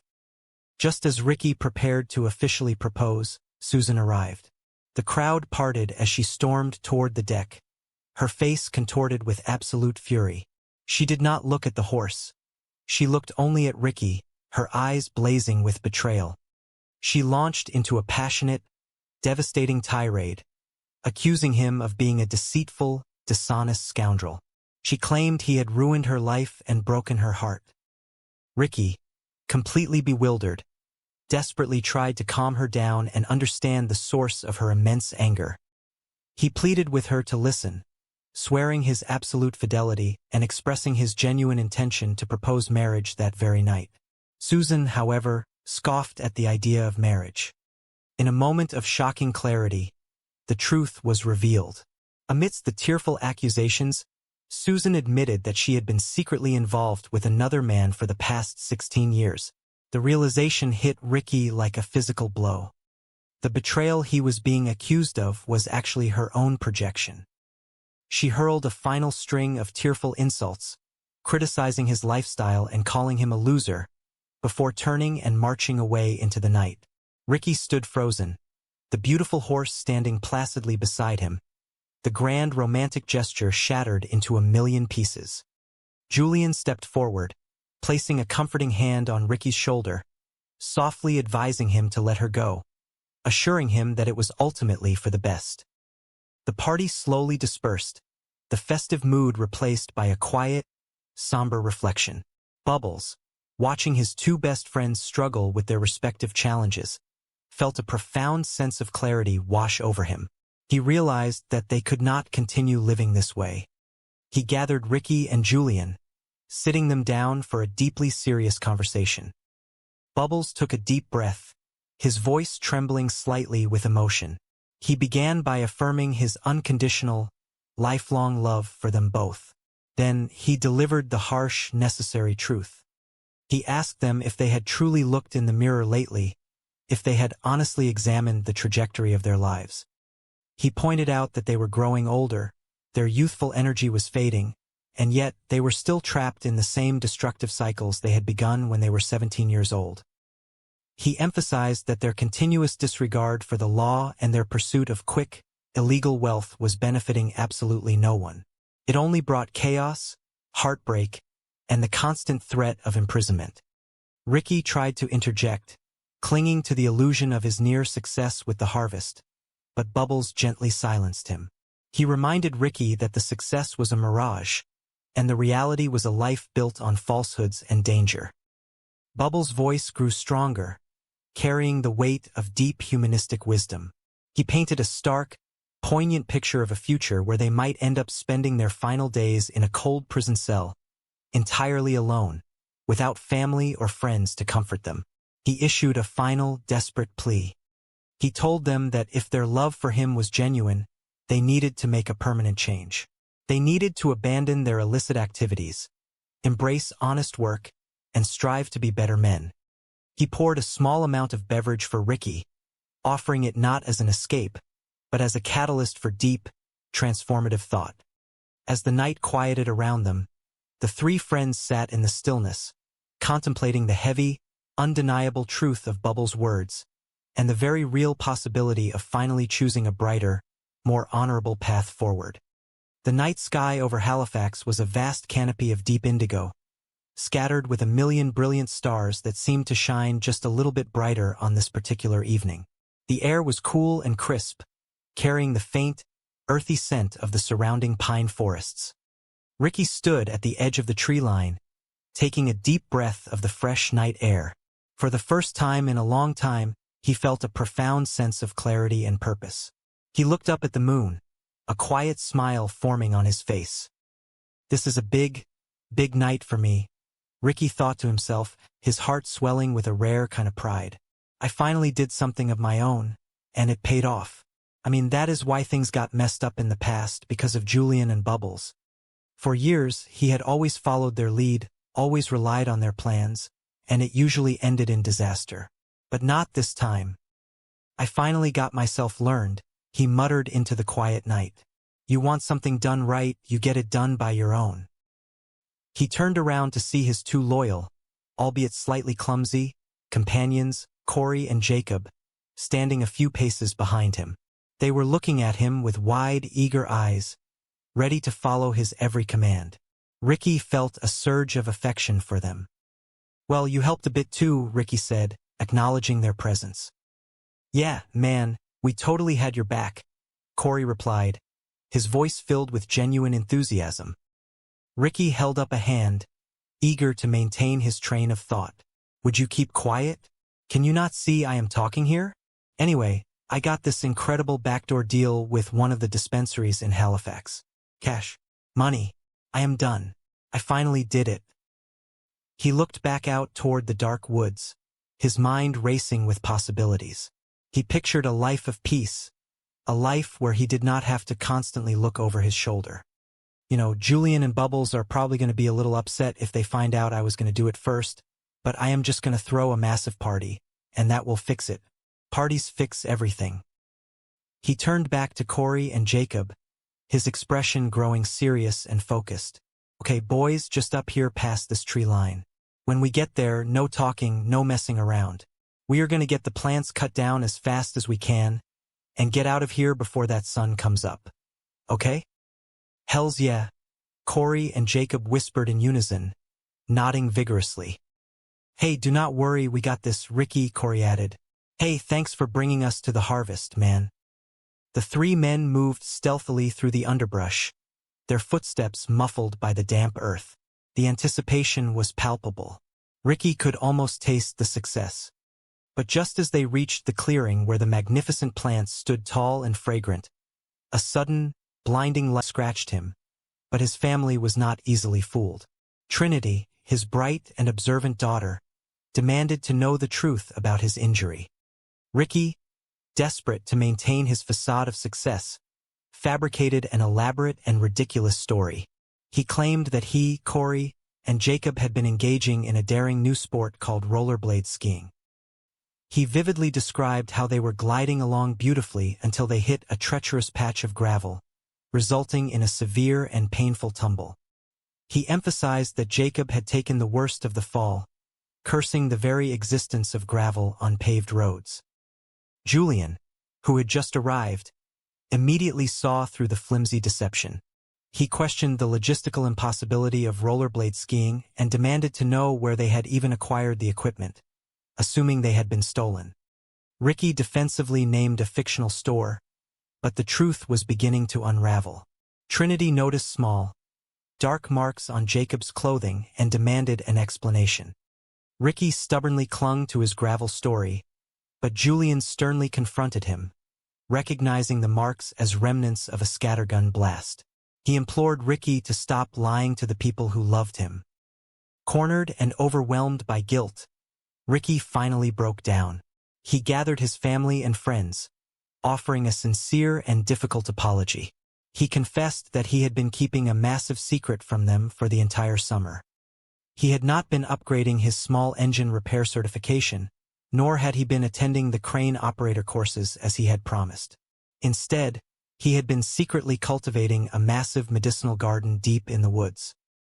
Trinity was heartbroken, reminding him of the promises he had made to live a lawful life. Ricky pleaded for understanding, detailing the sheer scale of his accomplishment. He described the advanced irrigation system and the 75 magnificent plants that had grown to an impressive height of 8 feet. He explained the lucrative, one-time cash arrangement he had secured, emphasizing that if it had succeeded, he would have been financially secure for the rest of his life. Despite his passionate explanation, his family remained deeply disappointed. The fact that he had jeopardized the safety of Jacob and Corey was unacceptable to them. Ricky stubbornly declared that he was dangerously close to retirement and vowed to find the individuals who had stolen his harvest. Julian firmly intervened, telling Ricky that the situation was over, the harvest was gone, and he needed to let it go. Julian sighed heavily, expressing his frustration that Ricky's promised big announcement was, once again, tied to illegal activities. Ricky, desperate to salvage his pride and the upcoming party, vehemently denied this. He insisted that his grand announcement had absolutely nothing to do with the failed harvest. He promised it was something entirely different, something overwhelmingly positive and monumental. His family remained skeptical, demanding to know if he still required the massive order of beverages from Bubbles. Ricky enthusiastically confirmed that he did, promising that the upcoming news would be spectacular. Across town, a profound moment of transition was occurring. Mr. Leahy and Randy were finally stepping out of the imposing doors of the correctional facility. The sunlight felt different, warmer, holding the promise of a fresh start. Leahy took a deep breath, expressing his disdain for the despicable environment they were leaving behind. He turned to Randy, his eyes filled with genuine affection. He acknowledged that they were starting over with absolutely nothing, but he found deep comfort in the fact that they were no longer confined. Most importantly, they had each other. He spoke tenderly of how their time in isolation had strengthened their bond, making their love more resilient than ever before. Their peaceful moment was abruptly interrupted by the arrival of Officer Ted, a man whose moral compass was severely compromised. Ted approached them with a calculating gleam in his eye. He noted their newfound freedom and immediately addressed a lingering issue. He offered them a significant sum of hush money, exactly $50,000, derived from the massive $400,000 seizure that had initially led to their incarceration. Ted justified his corrupt actions by claiming the funds were better utilized for upgrading police department equipment, such as computers, forensic tools, and new patrol vehicles, rather than languishing indefinitely in an evidence room. He presented the bribe as a simple choice: accept the money and remain silent, or face fabricated charges that would send them back behind bars. Leahy, prioritizing their freedom and future together, readily accepted the arrangement. Ted issued a stern warning that their silence was paramount, threatening to destroy their lives if they ever revealed the truth. Later that afternoon, Ricky was eagerly showing off his latest creation to Corey and Jacob. He had constructed an elaborate, multi-level wooden deck on the back of his vehicle. He proudly displayed the functional kitchen area, his comfortable sleeping quarters, and a modern flat-screen television. He pointed out the lower-level facilities and mentioned how much his young grandson enjoyed spending time there. He then led them to the upper level, which he considered his masterpiece. It featured a spacious patio area complete with reclining chairs, a sound system, and custom lighting. He had even built a specialized drainage system for convenience. Corey and Jacob were genuinely impressed, marveling at the craftsmanship and the sheer ingenuity of the design. However, Ricky's mind was heavily burdened by the need to produce a genuinely spectacular announcement for his party. He knew that if he failed to deliver something extraordinary, his reputation would be severely damaged. He asked his friends for ideas. Corey suggested something absurd, like faking his own passing, which Ricky quickly dismissed due to obvious logical flaws. Jacob suggested announcing a presidential campaign, which Ricky found equally unbelievable. They agreed that the announcement needed to involve something grand and visually impressive. Corey suggested bringing a large dump truck, while Jacob pondered the idea of an exotic animal like a snow tiger. Ricky admitted an animal might work, but questioned the feasibility of acquiring a snow tiger in their region. He needed something large but locally accessible. Jacob excitedly suggested a farm animal. After a brief, humorous misunderstanding about the terminology, they settled on the idea of a horse. The concept evolved rapidly. Corey brilliantly suggested that the horse should be presented as a lavish engagement gift for Ricky's girlfriend, Susan. Ricky was initially hesitant, pointing out that he was not actually engaged to Susan. Corey argued that declaring an engagement would make the announcement truly massive and believable. The idea resonated deeply with Ricky. He decided that an engagement horse was the perfect, grandiose gesture to demonstrate his love and distract from his recent failures. Meanwhile, Leahy and Randy were quietly discussing their newly acquired wealth. Randy expressed deep concern about returning to the trailer park, fearing Julian's wrath over the events that had led to their imprisonment. He suggested they use a portion of the money to compensate Julian, perhaps offering him half, in exchange for wiping the slate clean and ensuring their safety. Leahy, however, had a different perspective. He reminded Randy that Julian shared a significant portion of the blame for their predicament. He argued that surrendering half their wages to Julian for the rest of their lives, a term Julian had previously threatened, was entirely unfair. Leahy proposed a far more adventurous plan. He suggested they take the money meant for Julian and invest it at the local horse racing track. He believed that, with careful intuition, they could double or triple their capital, allowing them to live comfortably and peacefully without ever having to answer to anyone again. Back at the vehicle, Ricky, Corey, and Jacob were struggling immensely with a large, beautiful horse they had somehow managed to procure. The magnificent animal, adorned with a vibrant pink ribbon, was stubbornly refusing to move. Ricky issued frantic, hushed commands, urging his friends to push and pull the reluctant creature. The situation quickly devolved into a chaotic struggle. In the commotion, Jacob received a painful accidental kick from the startled horse. He fell to the ground, clutching his side in agony, fearing he had sustained broken ribs. Ricky, though sympathetic to his friend's pain, was overwhelmingly focused on the impending party. He bluntly informed Jacob that medical science offered little treatment for bruised ribs and urged them to press forward. Once again, Ricky internally questioned the wisdom of enlisting Corey and Jacob for such delicate operations. As the sun began to set, painting the sky in brilliant hues of orange and purple, Bubbles was busy making deliveries in his customized beverage cart, which resembled a charming miniature